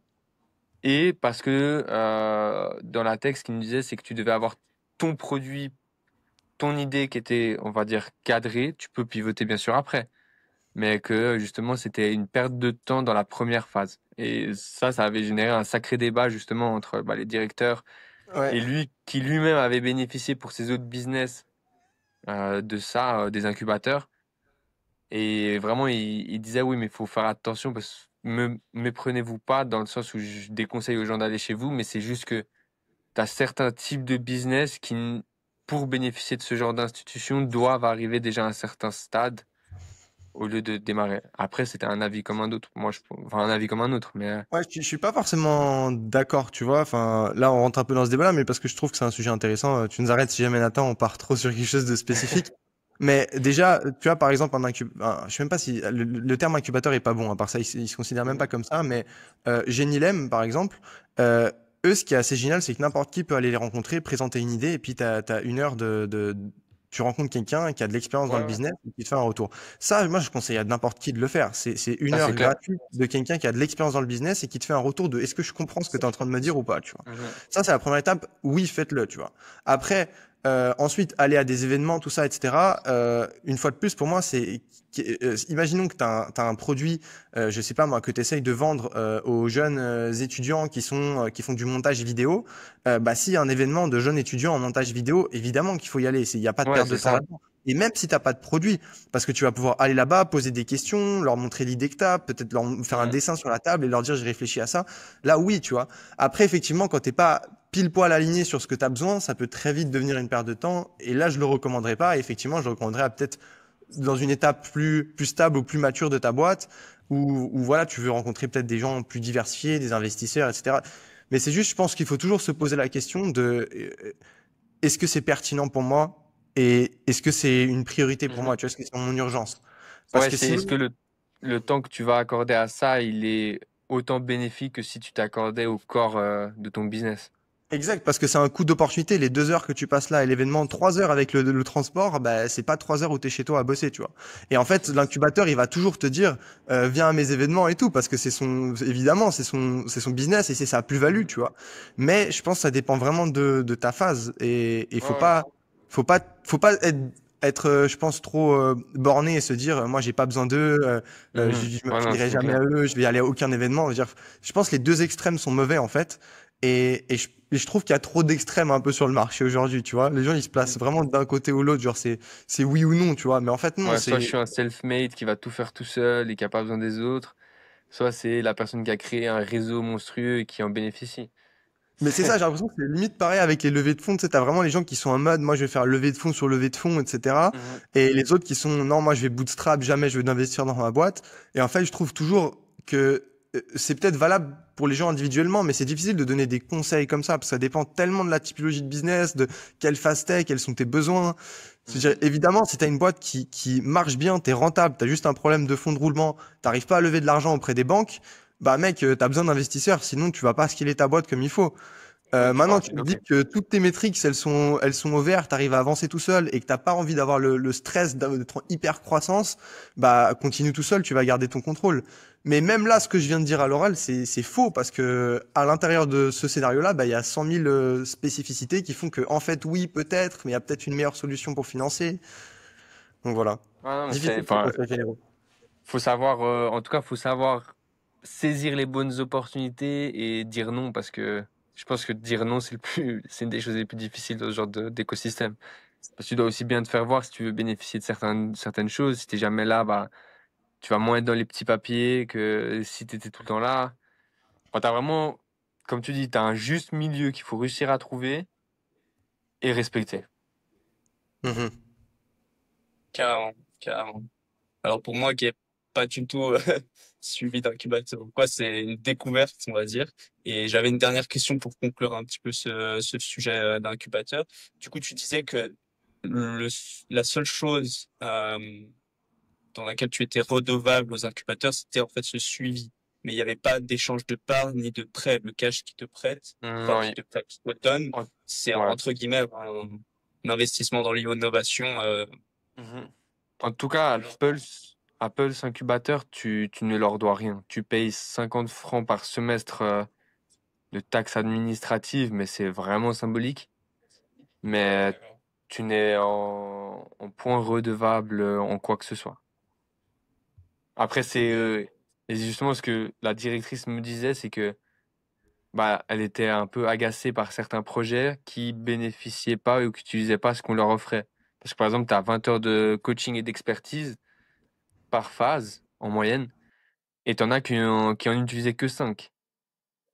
Et justement, elle me disait que c'est assez frustrant de mettre énormément de ressources à disposition pour les personnes, et que tu te rends compte qu'au finalement, bah, ces personnes, elles les utilisent pas, alors que on sait qu'elles en a besoin. Et c'était eux, leur défi, c'était de nous faire utiliser. C'est pour ça qu'ils aimaient bien mon profil, c'est parce que moi, tout ce qu'on m'a donné, je l'ai pris, tu vois. Et justement, tu es encouragé à tout utiliser. T'es pas encouragé du tout à économiser. Mais intelligemment, Ok. après, hein. Tu vas pas utiliser 10 heures d'avocat alors que tu n'en as pas besoin, quoi. Ouais, bien sûr, bien sûr. Et une dernière question aussi que j'avais par rapport à Pulse, dans ton cas à toi. Est-ce que du coup, il y a cette phase, on va dire, de cash, de conseil et de d'utilisation de services tiers, et après, il y a une autre phase, on va dire, euh, plus importante quand tu dois, je sais pas, euh, changer de statut social, par exemple, ou quand tu atteins un certain chiffre d'affaires, où là, ils te disent, bon, bah, OK, maintenant, au lieu de te donner, je sais pas, 10 000 francs, bah, on va t'introduire à, je sais pas, un VC ou quelque chose comme ça. Bah, en soi, en fait, si tu veux, chez Post, tu as 3 phases. La première phase, c'est censé être la phase d'idée où tu trouves ton marché, tu crées ton offre. Deuxième phase, tu testes. Et troisième phase, tu accélères. Et au sein de ces 3 phases, tu as une enveloppe de 15 heures d'expertise et de coaching. Ensuite, deuxième phase, tu en as 20 heures. Et ensuite, troisième phase, tu en as 20 heures. Et en fonction de comment tu avances dans ton projet, si tu as un besoin précis, bah, tu demandes et ils vont essayer de te mettre en relation avec la personne qui trouve la plus qualifiée pour répondre à ton besoin. Dans le sens que tu ne D'accord. suis pas un terme, parce que des fois, tu as des projets qui sont par exemple dans la tech ou tu as des projets qui sont dans la mode. Et le projet dans la tech, deuxième phase, il va déjà vendre enfin, il va créer son premier MRR. Et après, le projet dans la mode, bah, ça se trouve, il sera en train de chercher son usine. Et du coup, ils ont, à mon avis, fait exprès de mettre un cadre ultra malléable pour permettre de répondre aux besoins du projet. Mais par contre, ils te donneront jamais 10 000 balles cash. Ils te donneront de l'expertise. Le seul truc qu'ils offrent cash, c'est, par exemple, si tu veux prototyper quelque chose, tu as 1500 francs deuxième phase et 1500 francs deuxième phase. Mais jamais ils t'enverront un cash, tu vois. Genre, ils t'enverront pas un montant sur ton compte bancaire. Mais déjà, ça, j'invite n'importe qui lance un projet, notamment en Suisse, à regarder toutes ces choses-là parce que il y a énormément de petits financements possibles, notamment si tu fais des projets de recherche, que tu as besoin d'étudiants à l'université, ça peut être financé à 50% aussi. Je fais des prototypes externes. Enfin, il y a tellement de choses en fait qui existent. Ça, c'est des choses que je connaissais pas quand moi j'ai lancé mon projet. Et peut-être aussi pour compléter, Nathan, sur ta question d'avant, est-ce que par exemple la maxime est redevable envers Pulse? Faut vraiment regarder les types d'incubateurs, d'accélérateurs, etc. Il y a vraiment de tous les types, notamment plus du coup, je le considère comme plus ou moins étatique. Je sais pas s'il l'est vraiment, mais je Des crois, hein. semis, ouais. Voilà, semi-étatique, mais je le considère comme étatique dans le sens où il fonctionne comme par exemple un Inno Suisse à l'échelle suisse, où tu as justement des phases. Inno Suisse, c'est le initial coaching et ensuite tu as le core coaching. Tu dois faire valider des étapes pour pouvoir passer à la phase suivante et tu as des enveloppes qui sont déterminées dans chaque phase. Et t'es pas redevable derrière, il n'y a pas de part, etc. Alors que par exemple, je te prends typiquement la Fongite, là c'est comme des investisseurs dans le sens où je peux même pas vous donner une grille parce que tu dois négocier le nombre de parts qu'ils veulent contre une somme d'argent. La seule chose avec eux, c'est qu'il y a une partie qui doit être du cash et une partie qui doit être des services. Donc des poches de services. Nous on a pu déterminer des choses, de l'aide au financement. Je les ai plus en tête, mais du coaching, ça t'es obligé de le prendre. Tu peux avoir les locaux qui sont inclus. Et donc tu as des poches comme ça, mais en échange de parts. Et par exemple dans notre cas, c'est en échange de parts sous forme d'emprunt convertible. Mais tu vas avoir, je te prends aux États-Unis, le plus grand incubateur, le plus connu en tout cas, c'est Y Combinator. Eux, tu passes mon programme, je te donne 500 000 dollars, je prends 7%. Il y a des petites particularités après, ils peuvent prendre un petit peu plus. Mais en gros, tu vois, c'est carrément, eux, ils ont fixé d'avance le truc. Et c'est juste, est-ce que tu passes dans mon programme ou pas? Et puis il y a des programmes qui sont plus ou moins sélectifs. Il y en a qui prennent énormément de gens et qui ensuite font un peu un entonnoir, genre au fur et à mesure des phases, ça devient sélectif. Et il y en a comme justement Y Combinator, mon offre elle est là d'avance, mais par contre je vais prendre, je sais plus c'est quoi les stats, mais genre je sais pas 25 boîtes par batch. À mon avis c'est beaucoup plus, mais Ouais, un truc. Tu vois. connaissant les Américains, ça doit être bien plus. Surtout eux. Bah ouais, il y a moyen. Tu vois là je regarde batch number, 25 boîtes du coup qui prennent par batch et puis ils font 2 ou 4 batchs par an. Je crois que c'est 4 batchs par an, donc voilà on a à peu près le nombre de boîtes. J'ai pas vraiment d'autres sujets sur la partie Pulse directement. Moi, juste, on a parlé beaucoup de, voilà, de ton expérience, etc. Pour moi, il y a un peu ce côté-là de qu'est-ce que tu ferais directement, enfin, différemment, pardon, si là maintenant que tu prends du recul sur le projet, est-ce qu'il y a quelque chose que tu ferais différemment? Est-ce que tu as des conseils à donner à quelqu'un qui lancerait un projet similaire ou pas? Hmm, je pense réfléchis pas trop et teste dès que tu peux et le plus tôt possible en termes de dans ta vie parce que plus t'es jeune, moins t'as de risques et les conséquences elles sont tellement moindres que ouais, dès que t'as une idée et il faut pas avoir peur d'avoir que 16 ans ou 17 ans parce qu'au final tu peux tout faire à n'importe quel âge. Donc ouais, commence le plus tôt possible et on prend pas des risques inutiles non plus. Enfin, faut faire les choses intelligemment, mais n'aie pas peur de se lancer quoi. Carrément d'accord. Carrément d'accord. Ouais, bah, je pense que les trois de toute façon c'est ce qu'on a fait. Donc Ouais, c'est clair. C'est clair. Après, je pense vraiment que ça dépend du type de personne, tu vois. Il y a des oui, gens, je bah trouve vraiment, qui sont pas adaptés à ça, et c'est pas une question de compétences ou quoi que ce soit, c'est vraiment une question de personnalité. Moi, je serais mhm. incapable de, bah, rien que faire ce que vous faites, c'est-à-dire de faire les études en parallèle et tout. Personnellement, j'aurais du mal. Donc, je pense que ça, vraiment, juste, il y a un équilibre sur chaque personne, ses envies, ce qu'il est capable, de prendre comme risque, et aussi ce qu'il est capable de faire, qu'il aime moins, mais pour sa sécurité ou ce genre de choses. Ouais, ouais, c'est clair. Après, faut vraiment aussi savoir s'écouter dans le sens que t'as beaucoup de gens qui vont s'entêter dans un projet alors que typiquement si t'étais dans un incubateur, on t'aurait fait des signaux comme quoi il faudrait peut-être pivoter ou arrêter parce que par fierté tu vas continuer parce que c'est ton premier business ou ton deuxième ou ton troisième où tu as une valeur émotionnelle plus forte, mais ça va te tuer si tu le continues parce que il y a des paramètres qui vont pas donc Après, tu vois, j'ai un peu du mal avec ça parce que déjà, je pense que l'incubateur, c'est pas lui qui a la vérité absolue. Je pense que c'est le Mhm. marché. Ah oui Et non puis, d'accord ouais, ouais, parfois, ça ils peuvent être un peu décalés, mais il y a même encore plus dingue que ça, c'est que parfois même le marché, il est en retard. Dans le sens, enfin, Mhm. même pas il est en retard, mais toi, t'es trop en avance. Je vous prends l'exemple de Airbnb, c'est assez dingue, hein, mais ils ont vraiment eu du mal au début. Tous les investisseurs, tous les VC leur disaient non, votre truc, ça va pas marcher, etc. Alors, ils ont fait plein de micro-pivots, etc. Mais le fait est que c'est devenu la boîte qu'on connaît aujourd'hui, qui est cotée en bourse, qui est une startup absolument dingue, tu vois, en termes de résultats. ouais, ouais. Et pourtant, tous les signaux, c'était en mode non, les gars. Ouais, ouais, je vois. Bon, après, peut-être c'est. Enfin, je reformule dans le sens où quand je disais des signaux, c'est plus d'un point de vue personnel Ok. que de l'idée en elle-même. Parce que je sais que par exemple, chez Pulse, il y a certains rendez-vous que j'ai eu avec ma coach qui, juste en discutant avec elle, ça m'a fait me rendre compte que si je continuais sur ce penchant-là, j'allais pas apprécier, et j'allais pas avoir l'énergie comme je le fais sur un autre projet. Mhm. C'est pas au niveau de l'idée, mais c'est plus du point de vue personnel.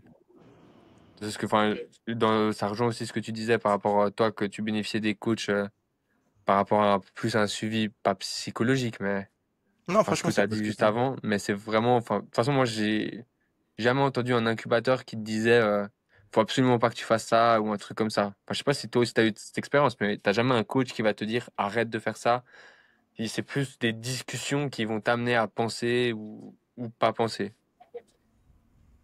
Clairement.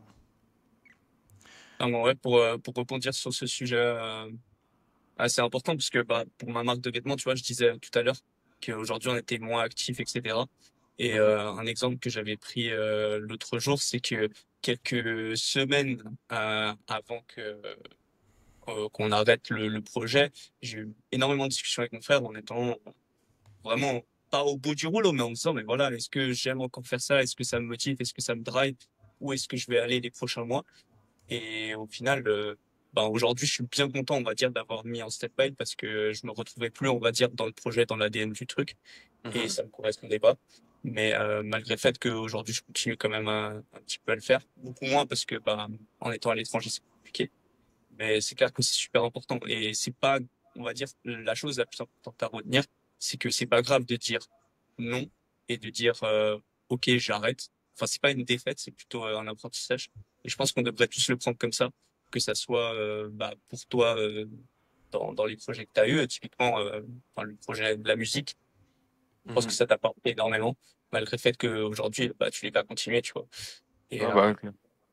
Mais après, vous êtes, tu vois, parce que dans ce genre de phase, quand t'es à deux, c'est beaucoup plus simple parce que t'en as un qui peut avoir encore la motive et l'autre pas. Mais vous êtes plus à lancer des projets solo en tant que fondateur ou vous préférez avoir des associés? Moi, j'ai toujours eu des associés sur toutes les boîtes que j'ai eues. Euh, ouais, je sais pas. J'ai toujours, en fait, moi, ça a toujours été assez naturel de m'associer avec des gens avec qui je m'entendais bien, on se complémentait. Ça a toujours été une suite logique, tu vois. Là, la boîte enfin, celle que j'ai maintenant, Mamsarch, ça a été plus, ouais, une amitié avec quelqu'un qui est aussi plus âgé que moi, que je considère un peu comme mon mentor. Et en fait, ça a été totalement logique de s'associer sur ce business. On a on va dire, compétences qui sont totalement complémentaires. Et je pense que c'est très bénéfique en fait d'être plusieurs sur un projet. Il y a aussi ses inconvénients parce que le plus gros risque d'une boîte, on disait, c'est de pas réussir à trouver son marché et faire d'argent. Mais le deuxième plus gros risque dans les startups, en tout cas, c'est des problèmes entre associés et cofondateurs. Donc il y a un Ouais. risque. Mais si tu tombes sur la bonne personne, je pense que c'est que du plus, tu vois. Ah, ouais, totalement. Enfin, moi, je suis totalement d'accord avec toi. ouais, je te suis aussi carrément là-dessus parce que bah, moi c'était pareil pour la marque. Je l'avais lancé avec mon frère au début et on était très complémentaires. On l'a toujours été de manière personnelle. Et le fait qu'on ait lancé quelque chose en commun, ça nous a rapprochés. On a eu de la chance sur ça parce que ça peut aussi tuer des amitiés. Et bah, le fait qu'on lance le podcast ensemble avec Mathis, je pense que ça nous rapproche encore plus que ce que l'on était avant. C'est quand même un moment qu'on se connaît et tout. Donc je pense que ouais, un projet solo, je pourrais pas. Et je recommanderais à tout le monde de commencer peut-être avec une idée tout seul et d'amener quelqu'un dans son projet ou de commencer directement avec quelqu'un. Parce que Ok. Après, je pense que c'est mieux. Là, je suis très biaisé startup, hein, mais si tu as ton projet, généralement, on va dire plus ou moins, on va dire que tu es le fondateur et que du coup, tu cherches un cofondateur. Généralement, c'est déjà plus tard en chemin. Et en fait, je pense que vaut mieux prendre personne que prendre la mauvaise personne. Tu vois, dans le Ça, sens c'est où clair. là, ça paraît simple de le dire comme ça, mais dans le sens, il faut vraiment que ce soit un match parfait, sinon je suis sûr que ça te détruit ton truc et que tu prends Ah énormément ouais, de risques, tu perds du contrôle, tu vas sortir de ta direction, tu vas perdre des mois d'avancement qui sont au tout début d'un projet, donc qui sont super importants. En fait, c'est comme souvent on dit, vaut mieux, tu vois, pas recruter que faire le mauvais recrutement. Parce qu'une mauvaise personne, c'est comme une pomme pourrie dans un panier, ça va toutes les pourrir, tu vois. Du coup, voilà, je dirais oui, s'associer, mais faire très gaffe, quoi. ouais. Faut pas Et chercher un associé pour en avoir un, quoi. Ça, c'est. exactement, et c'est pour ça d'ailleurs qu'il y a je sais même pas à quel point on en parle en Suisse, mais typiquement aux États-Unis, il y a beaucoup ce système de cliff et de vesting. Je sais pas si vous voyez ce que c'est, mais en Mhm. gros, tu es en startup, tu t'associes avec ton cofondateur, tu vas lui donner un certain nombre de parts. Disons que vous faites 50-50, bah c'est pas 50-50 au jour 1, parce que sinon toi tu viens faire rentrer quelqu'un que tu connais pas dans ton projet ou que tu connais peut-être, mais enfin voilà, comme on disait, ça peut créer énormément de problèmes. Donc on va faire un vesting. Donc toi, tes 50%, tu vas les recevoir sur 4 ans, 12,5% par an, par exemple. Et on va faire un cliff. Si dans 18 mois, t'es pas avec moi dans le projet, tu touches rien, tu vois. Et là, c'est Mhm. juste une protection au point de vue départ, mais tu peux faire d'autres types de protection de ce style-là pour s'assurer aussi que tu sois aligné avec la personne. Et aussi, je pense que le plus important, c'est d'aligner voilà, de t'aligner avec ton cofondateur sur le temps que vous allez consacrer, votre situation de vie. Imaginons que là, je m'associe avec Nathan sur le podcast, mais que Nathan, lui, il a absolument besoin d'avoir du revenu demain matin avec ce podcast, alors que moi, j'en ai pas besoin. Ben, on va vite être en conflit, même sans s'en rendre compte que c'est ça le problème. Mais si on n'a pas mis ça au clair, ce genre d'objectif, si je suis pas au courant de sa situation, etc., en fait, ça va poser plein de problèmes. Faire gaffe Ouais, à tout ça, quoi. totalement d'accord. Ouais. Ouais, trop d'accord. Et on avait eu cette discussion, je sais pas si tu te rappelles, Mathis, il y a maintenant quelques mois, voire même, je pense, plus d'un an, à propos d'une personne que j'avais voulu introduire, du coup, dans mon équipe à moi, quand on était vraiment à fond sur la marque. Et j'avais fait un vesting avec lui, malgré le fait qu'on n'était pas en société.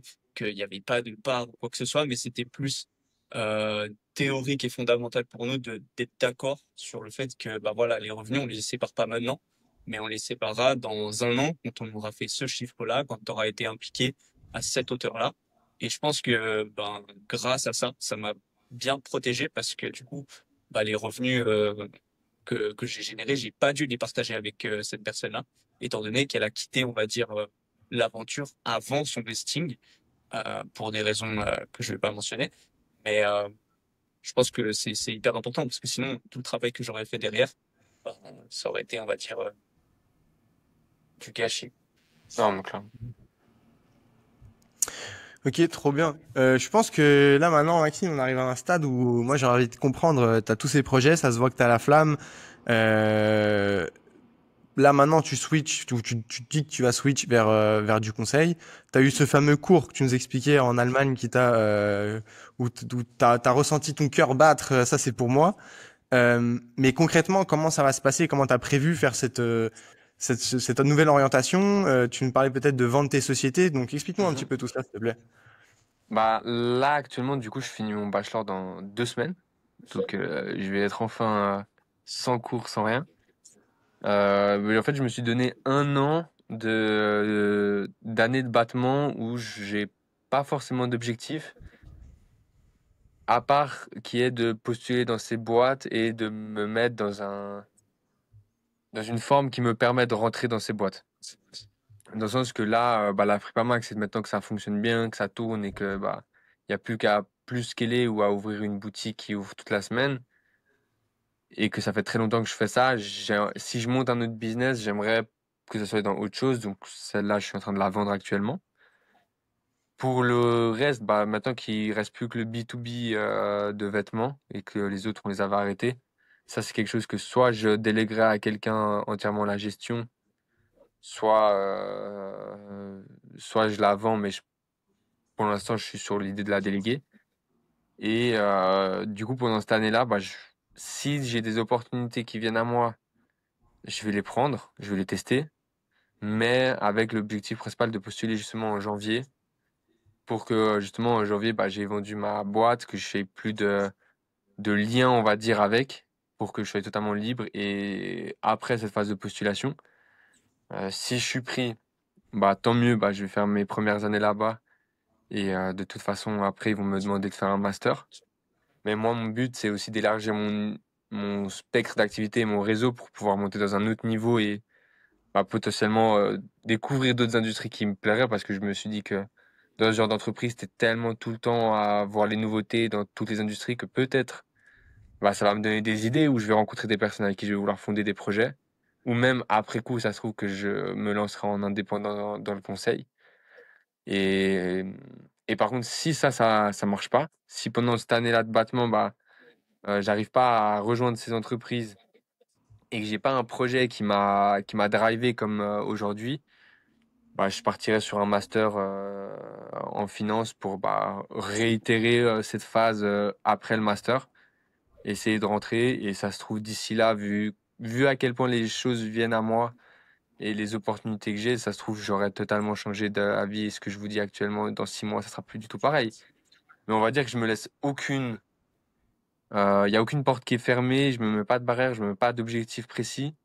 Comme ça, toutes les choses qui arrivent, bah, si ça me drive, je les prends, j'essaie d'en faire quelque chose et je passe à la suite. Et ça se trouve, un jour, ça sera la bonne et je finirai par faire ça. Mais de toute façon, je vais jamais faire toujours la même chose dans ma vie. Donc, je préfère me laisser le maximum de portes ouvertes. Et même si voilà, la prépa max, c'est quand même mon projet de cœur et c'est mon premier projet, bah, je préfère que quelqu'un continue de la gérer et que ça soit sa passion et que je la vois évoluer sans moi, parce que ce sera même une fierté, tu vois. Et, euh, et puis voir où ça me mènera. Et puis ça se trouve, dans 2 ans, je lui rachèterai la prépa max, je sais pas.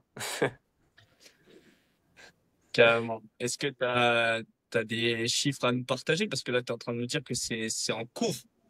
Ouais. Bah là, bah, je vais pas divulguer le prix de la vente, même si je pense que suivant les auditeurs, ça les intéresserait pas mal. Parce que tout le monde est curieux de ce genre de choses. Mais je vais recevoir 2 offres en fait, une ce soir d'ailleurs, et une la semaine prochaine. Donc, il suffit qu'il y en a une qui soit concluante ou qu'elle soit renégociée, et puis ça peut arriver vraiment, bah, limite avant que le podcast soit publié, quoi. Ça serait assez Ok. marrant si je la vends avant que ça soit publié, je vous le dirai, comme ça vous pourrez changer la description ou le titre, ou je sais pas. Enfin, Ça serait, enfin, si vous voulez, hein, mais ça serait bah, marrant, pour quoi. nos auditeurs, ce serait vraiment sympa. Et puis, je pense que on le mettra dans une de nos newsletters. Donc, n'hésitez pas à vous abonner, rester connectés. Et puis, Mhm. on C'est mettra ça, ça. on le met dans la newsletter, mais pas dans le podcast, comme ça on verra les fidèles pour avoir le chiffre. Euh, Yes. mais je me demande, plus sérieusement, je me demande, tu vois, c'est quoi le profil qui est intéressé par acheter cette boîte et même comment, tu vois, là, sans forcément donner le montant que tu as actuellement, mais genre, comment ça se valorise, tu vois, un projet comme ça. Tu vois, je suis intéressé sur cette partie-là. Mhm. Alors, pour trouver les personnes, les potentiels acquéreurs, j'ai pas du tout fait d'annonce publique, dans le sens que j'ai contacté les gens qui, pour moi, auraient le plus la capacité de continuer de faire vivre le projet. Parce que vu que le milieu de la fripe, c'est quand même un milieu où tout le monde se connaît et c'est assez interdépendant parce que des fois, tu peux t'échanger des stocks, etc. Tout le monde se connaît et tout le monde a déjà travaillé un peu avec tout le monde. En tout cas, moi, je sais qu'il y a des friperies qui font ce profil très je suis indépendant, j'ai pas besoin de vous. Et du coup, étant donné que pas mal de friperies ont de la peine à survivre à Genève, ça a été assez simple pour nous d'aller vers eux et de leur dire bah écoutez, nous, on a une base de clients qui est une des plus fidèles de Genève et la plus grosse en ligne.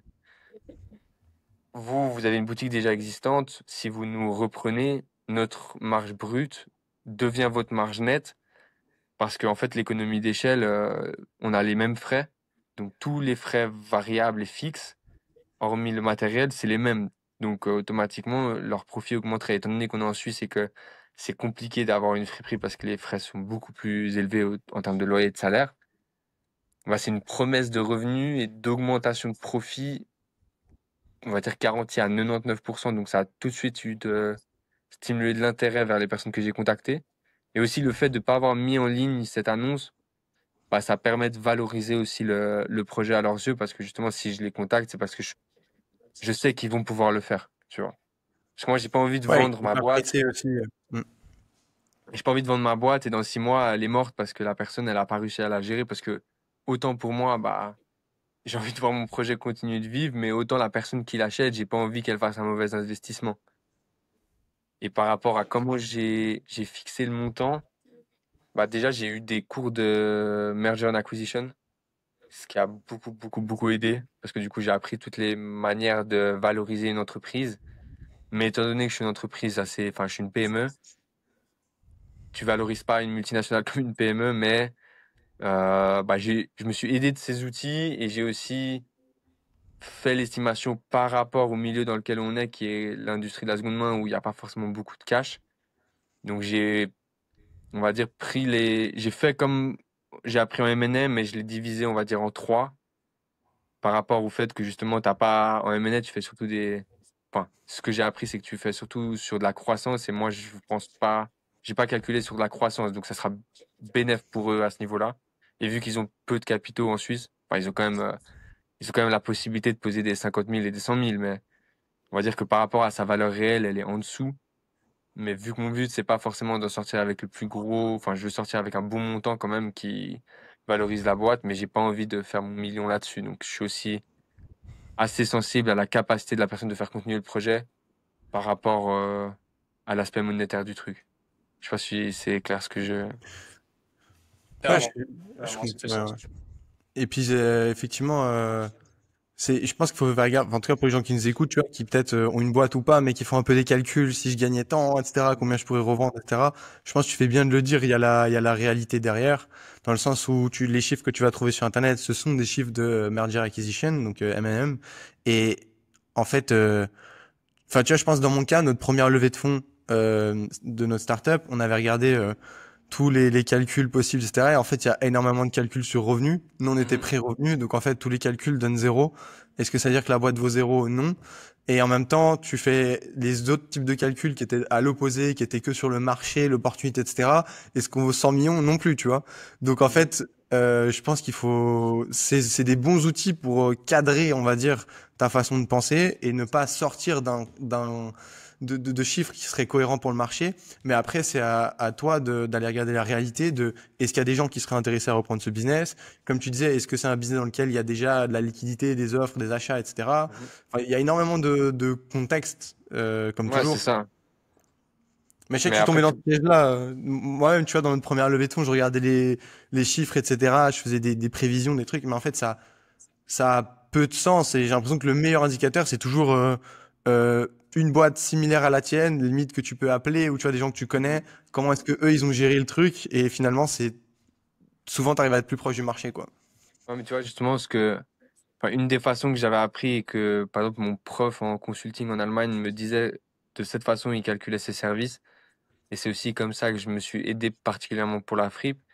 C'est que je me suis dit, OK, si par exemple une boutique déjà existante intègre ma boutique, combien, de combien ça va augmenter leur chiffre d'affaires par année? Et de combien ça va augmenter leur profit et combien ça va leur faire économiser? Et en fait, à partir de ça, ce qui est un calcul assez simple, t'as pas besoin de faire des Excel sur 10 ans, etc., vu que bah, c'est pas une startup ou t'as pas une croissance très élevée, bah, ça permet de bien aiguiller où tu peux taper. Parce que c'est clair que si la personne, tu sais que tu vends ta boîte, tu lui garantis entre guillemets quasiment 100 000 francs de profit en plus, en un an, tu vas pas fixer ta boîte à 100 000 parce que enfin, si tu rachètes une boîte et que tu la rends en un an, Ouais. chapeau, enfin, t'as un deal en or. Mais c'est une métrique assez simple et surtout si tu vends un business qui est similaire au tien, tu sais combien il dépense, etc. Donc, tu as vraiment un chiffre qui est proche de la réalité et c'est pas uniquement une estimation. Et après, tu te retrouves au premier rendez-vous et la personne, elle te pose la question. Tu dis un chiffre et tu te rends compte que ça fait 3 heures que tu discutes avec lui, mais qu'en fait, il n'y a même pas matière. Mhm. Donc, c'est vraiment, regarde tes concurrents, à combien ils seraient prêts à l'acheter et après, base-toi là-dessus, par combien tu pourrais leur faire gagner en plus. Et là, maintenant que tu es en phase, du coup, de vente, je me demande, à quel point tu estimes que ça a été un projet rentable? Je te parle pas en termes d'expérience, parce que je suis Mhm. certain que c'est ça qui t'a construit, mais tu vois, tout le temps que tu y as passé, toutes les galères, les stress que tu as eu, genre, est-ce que là maintenant, imaginons un auditeur, il est intéressé par le monde de la fripe, est-ce que c'est Mhm. toujours un domaine où c'est intéressant de se lancer, où il y a toujours de l'argent à se faire? Tu vois, est-ce qu'il y a toujours cette place-là? Ouais, ouais. Bah, franchement, c'est toujours très intéressant de se lancer. Dans le sens que c'est quand même, d'après toutes les projections et d'après ce que je remarque depuis le temps que je suis, tu as une croissance qui est annoncée pour les prochaines années qui est vraiment énorme et tu as un besoin et une demande autant planétaire que de la part des clients pour ce genre d'offre. Donc, ça reste un bon moment pour se lancer. C'est pas le gros problème de ce business, c'est la scalabilité parce que généralement ton revenu il augmente avec tes coûts et t'as pas cette courbe justement de revenus qui augmente et ta courbe de coûts qui baisse, à part si justement tu fais par exemple des mystery box ou des trucs comme ça où t'as pas tout ce qui est la logistique derrière. Mais si t'es passionné par ça, tu trouveras ton billet. Et par exemple, si tu veux ouvrir ta boutique, il y a encore beaucoup de place sur le marché. Donc moi, si t'es passionné par le vêtement vintage, par la mode, fonce. Mais si tu ne l'es pas, si tu te dis que c'est que pour faire de l'argent, c'est peut-être pas le bon endroit où aller. Intéressant, j'ai vu cette stat tu sais, GME, je sais pas si vous connaissez, c'est Global Entrepreneurship Mhm. Monitor. Ils font des différentes statistiques. J'ai vu une stat sur la Suisse que je trouvais assez intéressante. C'est que, je vous lis la phrase, la première motivation qui pousse les Suisses à entreprendre est de contribuer positivement à la société, 57,4%, contre la perspective de générer des revenus élevés, 37%. Donc, quand même pas, mais presque le double des gens qui sont plus intéressés par contribuer positivement à la société que faire du cash. Mhm. Et du coup, je pense que ça fait d'autant plus sens dans des industries, que ce soit le vintage, mais que ce soit aussi lancer sa marque de vêtements. C'est des métiers qui sont difficiles, généralement de passionnés, de créatifs, proches de ses clients, justement, comme je disais. Mais, et du coup, je pense que c'est d'autant plus des domaines où faut être passionné pour pouvoir tenir longtemps, quoi. Et pas être Ouais, c'est juste ça. attiré par l'appât financier. Mais justement, j'ai discuté avec une des personnes qui nous fournit en vêtements et il me disait, moi, ça fait 15 ans que je suis dedans, ça fait 15 ans que je source des vêtements pour des boutiques, mais si j'étais pas passionné par ça, c'est impossible de continuer. Dans le sens que tous les jours, tu regardes des vêtements des années différentes. Enfin, si ça devient un taf alimentaire, c'est le genre de taf que tu le feras vraiment moins bien. Tu vois, c'est pas comme si tu étais par exemple caissier ou tu étais en front office dans une banque. C'est, tu peux pas faire. Enfin, tu vois, quand tu fais des tâches répétitives, tu le fais un peu moins bien, c'est pas forcément très grave. Le produit est toujours délivré, ou par exemple à la Migros, qui est, enfin, comme, je sais pas, Lidl en France. Tu auras, si le caissier il fait un peu moins vite, ça va prendre un peu de la marge du propriétaire, enfin des shareholders, mais c'est pas grave. Tandis que dans la fripe, si t'es pas passionné et tu vends par exemple des lots de vêtements, et bah tu vas pas bien faire les lots, tu vas pas bien écouter ce que tes clients ils veulent, et tes clients ils vont pas revenir parce que c'est vraiment du tailor-made ce que tu vends, et si t'as pas cette sensibilité, cette passion, tu t'arriveras pas à survivre en fait. Donc c'est pour ça que dans cette industrie précise, à mon avis, il faut être passionné.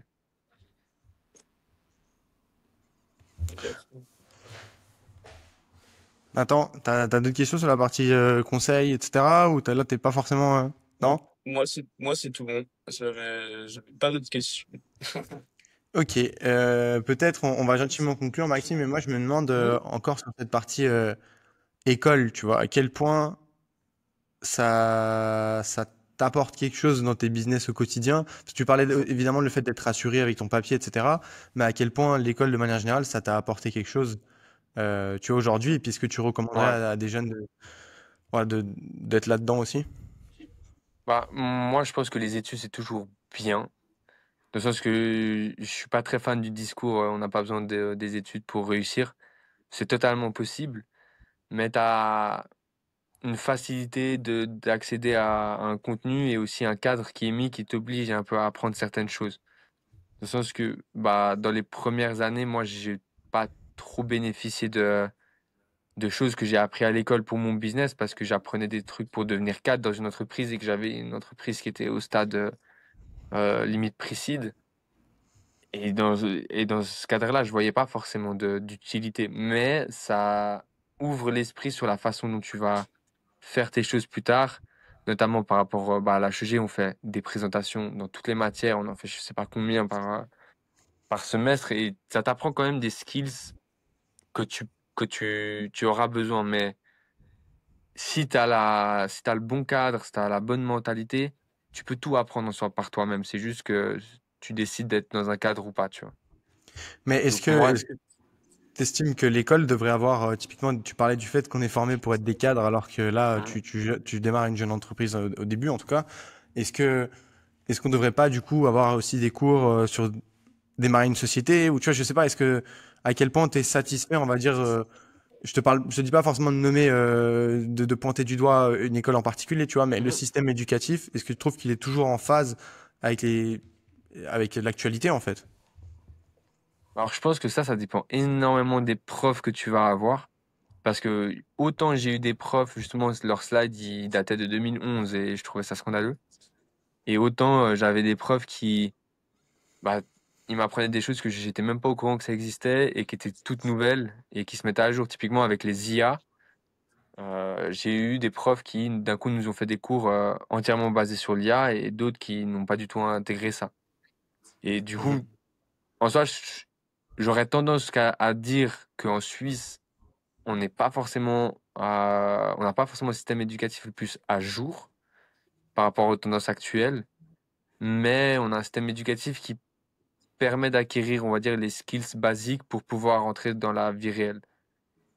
Donc en vrai, ouais, on va dire, si on devait juger, c'est pas le meilleur, mais c'est quand même, je trouve, excellent, et on a quand même beaucoup de chance en Suisse, en tout cas, à ce niveau-là. Et après, c'est clair que faut toujours bien choisir ses études, bien choisir l'école, mais c'est souvent compliqué parce que souvent on sait pas ce qu'on veut faire. Mais on va dire que c'est très dépendant de comment l'école a organisé ses cours et qui donne les cours. Voilà. Ouais, je suis Et- carrément d'accord avec toi parce que c'est vrai que bah, l'HEG, pour mettre en perspective par rapport à une université classique, c'est qu'on a la chance d'avoir des professeurs qui viennent du milieu professionnel et qui sont là, on va dire, par passion de transmettre leur savoir au Mhm. quotidien, que ce soit du milieu bancaire, du consulting, des commodity trading. Et ils sont au courant, on va dire, des actualités. Après, c'est vrai que je te rejoins sur le fait que bah, il y a beaucoup de slides qui sont pas à jour, et ça, c'est scandaleux. Mais à contrario, il y a plein d'autres choses, typiquement les présentations, les projets de groupe, qui sont très similaires à soit la création d'entreprise, soit Mhm. des projets que tu pourrais avoir en entreprise même, euh, et qui te permettent bah, déjà d'organiser ton équipe, d'être indépendant, de savoir déléguer des tâches, de savoir faire des meetings, euh, et ce genre de Mhm. choses que une université classique, où tu n'as que des cours en amphi, euh, ne t'apporte pas. Et Mhm. à la fin de l'HEG, je pense que euh, on sera capable, toi et moi, d'organiser des meetings avec nos équipes, ou Mhm. même juste d'avoir l'indépendance dans les projets qu'on entreprend, que quelqu'un sorti d'université n'aurait pas forcément. Exact. Je Mais pense que après, c'est tu vois, je trouve qu'il y a un truc que les gens exploitent pas assez, par exemple, à la HEG, et je pense que c'est assez similaire dans les unis, mais vu que nous, on a vraiment des profs du monde réel, c'est que les étudiants, ils suivent le cours, il est fini, ils partent. Et les intervenants, ils ont tellement des backgrounds, on va dire, élevés, certains, que les étudiants, ils vont jamais leur parler ou leur poser des questions, ou genre, s'ils ont un problème dans un projet ou quoi, aller solliciter leur aide. Et moi, justement, c'est quelque chose que j'ai beaucoup fait, c'est que dès que, par exemple, j'avais un souci ou que j'avais une question, bah, notamment pour la vente de l'entreprise, bah, je savais que j'avais ce prof qui était dans cette thématique-là et j'ai tout de suite été leur parler pour bah, qu'ils me donnent deux, trois. Enfin, je leur ai même pas demandé d'aller boire un café, tu vois, c'était à une pause de 15. Je leur explique ma problématique et je leur demande, ouais, qu'est-ce que vous en pensez? Est-ce que vous aurez des petits tips, des trucs comme ça. Et je trouve justement à la HEG, c'est quelque chose qui est pas du tout fait par les étudiants. Et c'est là que pour moi, il y a une des plus grosses valeurs parce que le prof, il va te donner son cours, à la fin, c'est fini. Mais en soi, à part du savoir théorique et de la pratique, à titre personnel, tu vas pas en tirer plus. Tandis que si tu te lis avec ces profs, bah, même plus tard, ça se trouve, tu vas les recroiser ou tu auras d'autres problématiques. Enfin, c'est des gens, c'est un réseau que tu te crées, tu vois. Et c'est pour ça aussi, je pense que certaines personnes veulent aller dans des unis prestigieuses. C'est pas forcément pour le papier ou pour les cours, enfin, pour les cours plutôt, mais c'est plus pour bah, le réseau avec lequel ils vont en sortir, que ce soit les étudiants ou les profs. Je sais pas ce que vous en carrément. pensez. Mais tu vois Ouais, ce je que suis tu dis, d'accord. ce que tu dis là, d'aller poser des questions, etc. Après, tu l'as peut-être aussi plus fait parce que sur le coup, toi, tu as un projet, tu vois.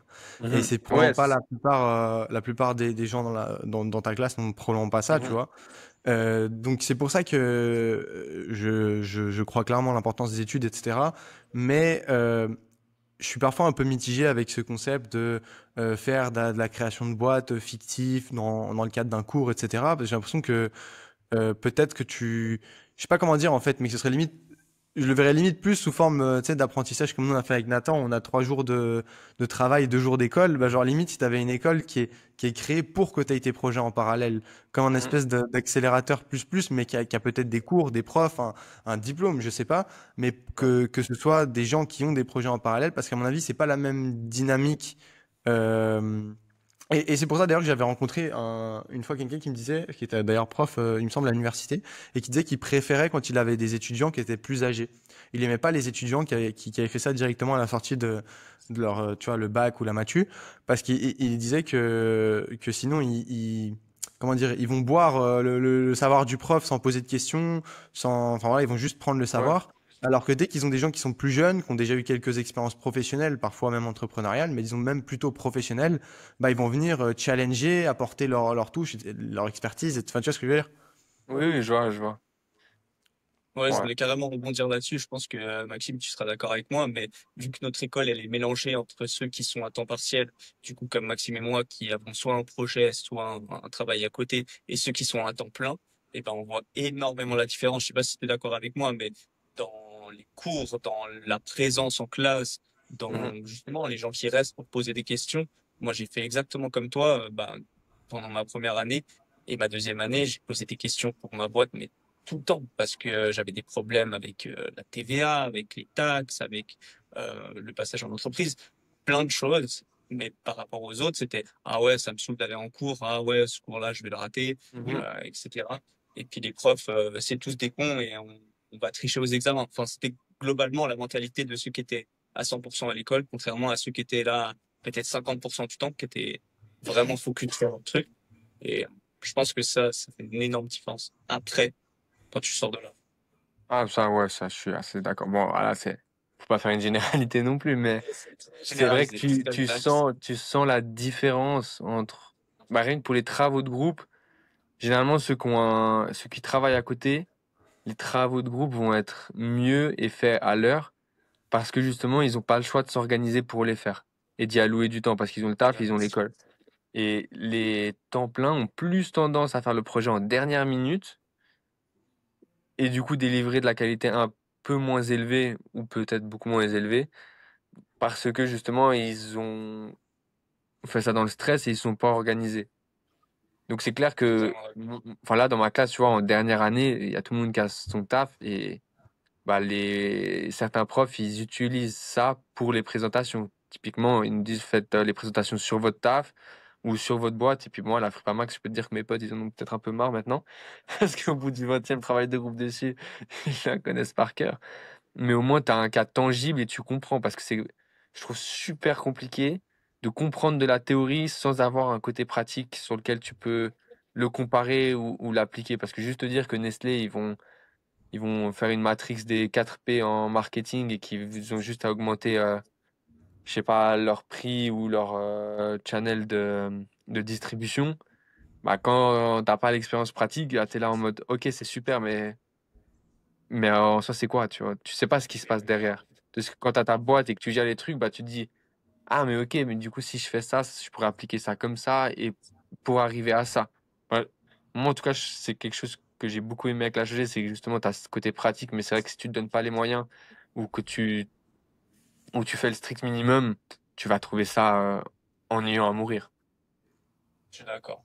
Totalement Puis d'accord. ça permet aussi de réaligner ce que tu apprends avec la réalité, dans le sens où moi, ce que parfois un peu, alors je suis pas allé super loin en études, hein, mais sur ce que j'ai fait, parfois ce que je me reprochais un peu, par exemple dans les cours justement d'économie ou ce genre de choses, c'est que on te donne par exemple une technique marketing. Et en fait, t'imagines que c'est comme ça que fonctionnent les boîtes, tu vois. Que là, tu donnes Mhm. l'exemple des 4P, tu t'imagines que toutes les boîtes, le gars il va se poser, il va faire ça le matin, tu vois, et puis il fait que de faire ça, il analyse, genre c'est ça métrique et tout. Mais en fait, il y a énormément de nuances et genre, c'est juste un outil comme un autre, il s'applique pas parfois. Et peut-être que quand tu as un projet en même temps, même s'il n'est pas à la même échelle que les énormes boîtes corporate qui utilisent ça, bah, tu arrives à réadapter l'outil et à en fait, à en comprendre pour moi, genre l'essence, tu vois. Et j'ai l'impression Mhm. que c'est ça qu'il faut réussir à. Enfin, moi, en tout cas, c'est ma croyance, mais c'est ça qu'il faut tirer de l'école, etc. C'est pas les grands concepts de surface, de c'est comme ça qu'il faut faire, mais c'est Mhm. regarder le cheminement de pensée, regarder le genre d'éléments auxquels il faut faire attention, les corrélations qu'on peut faire Ouais. entre les choses. Et ça, en fait, en ayant la chance d'avoir des théories qui sont appliquées dans les grandes boîtes, etc., mais d'avoir réellement le projet pour confronter ça, je trouve que c'est une chance énorme. Et à mon avis, vous avez un peu la meilleure combinaison, en fait. C'est d'avoir un projet concret, d'avoir les études en parallèle pour pouvoir faire le check. Enfin, moi, c'est pour ça que j'ai adoré l'apprentissage. Ouais. Alors que c'est du travail et pas un projet, mais de pouvoir constamment faire un aller-retour entre la théorie et la pratique, quoi. Ouais. Et avoir justement cette capacité de savoir utiliser ce que tu sais au bon moment. Parce que, comme tu dis, ça sert à rien de savoir 50 frameworks différents, mais tu sais pas qu'il faut l'utiliser à ce moment-là et ça n'a aucune valeur. C'est Mhm. vraiment genre un skill qu'il faut, à mon avis, développer. Parce que, enfin, ChatGPT va pouvoir t'aider pour ça maintenant, mais c'est c'est plus simple si ça vient tout seul. Ouais, et même, sinon, tu vas juste boire et écouter ce qu'il te dit, en quelque sorte, sans Ouais. avoir... En fait, c'est l'esprit critique, c'est ça, en fait, je pense que C'est j'ai ça. essayé de dire Si sans tu avoir le comprends pas terme, mais... pourquoi tu fais quelque chose, ça sert à rien de le faire. Ouais. Exactement. Façon de parler. Ok, bah mec, c'est génial, on a fait un bon tour, on arrive au Ouais. terme de l'épisode. Est-ce que toi, tu as encore quelque chose à dire à notre audience? Ouais, bah écoutez, j'ai hâte d'entendre les prochains épisodes parce que visiblement vous avez une diversité d'intervenants assez costauds. Donc si j'ai un message, c'est continuer de suivre ce podcast et si vous avez une idée, n'ayez pas peur de vous lancer à risque de perdre du temps, quoi. Carrément. Et puis Carrément. merci Bah, à vous du merci coup beaucoup. aussi. Ouais, merci beaucoup en tout cas. Nous, on a une petite dernière question pour nos invités qu'on aime Mhm. bien avant de conclure. C'est quoi du coup ton secret à toi pour être au top, du coup, qui est le nom de notre podcast. Donc ça peut être une routine, un objet particulier ou un lieu, plein d'autres choses Mhm. qui te permettent d'être la meilleure version de toi-même de manière très, Ouais. très concrète, sans aller dans les Ouais, je détails. pense que je pense que pour être au top de mon côté, c'est l'entourage. Si t'as une base solide, même si c'est pas en termes business, mais juste en termes d'amitié ou familial, ça aura. Moi, c'est en tout cas ce qui me permet de pouvoir continuer, c'est que je sais que peu importe ce qui se passe, ils seront toujours là et je peux compter sur eux. Et puis s'ils vont bien, bah, je suis au top. Et s'ils vont pas bien, bah, je serai au top, mais je les aiderai à être au top, quoi. Ok, Et puis voilà. ok, génial. Génial. Bah, en tout cas, merci beaucoup pour ton temps, Maxime. Merci à Merci tous à nos vous. auditeurs qui sont restés jusqu'à la fin. N'hésitez pas, du coup, noter le podcast sur les différentes plateformes. Laissez un petit like. N'hésitez pas à vous abonner également à la chaîne pour voir les prochains épisodes. Et puis, on peut se laisser carrément sur ça. Et Magnifique. rejoindre et s'abonner à la newsletter pour avoir un chiffre le jour où Maxime vend sa boîte. Exact. Exactement. Trop bien, bah Ça merci beaucoup marche. mec. Merci les gars. À la prochaine. Yes. Ciao, à la prochaine, Maxime.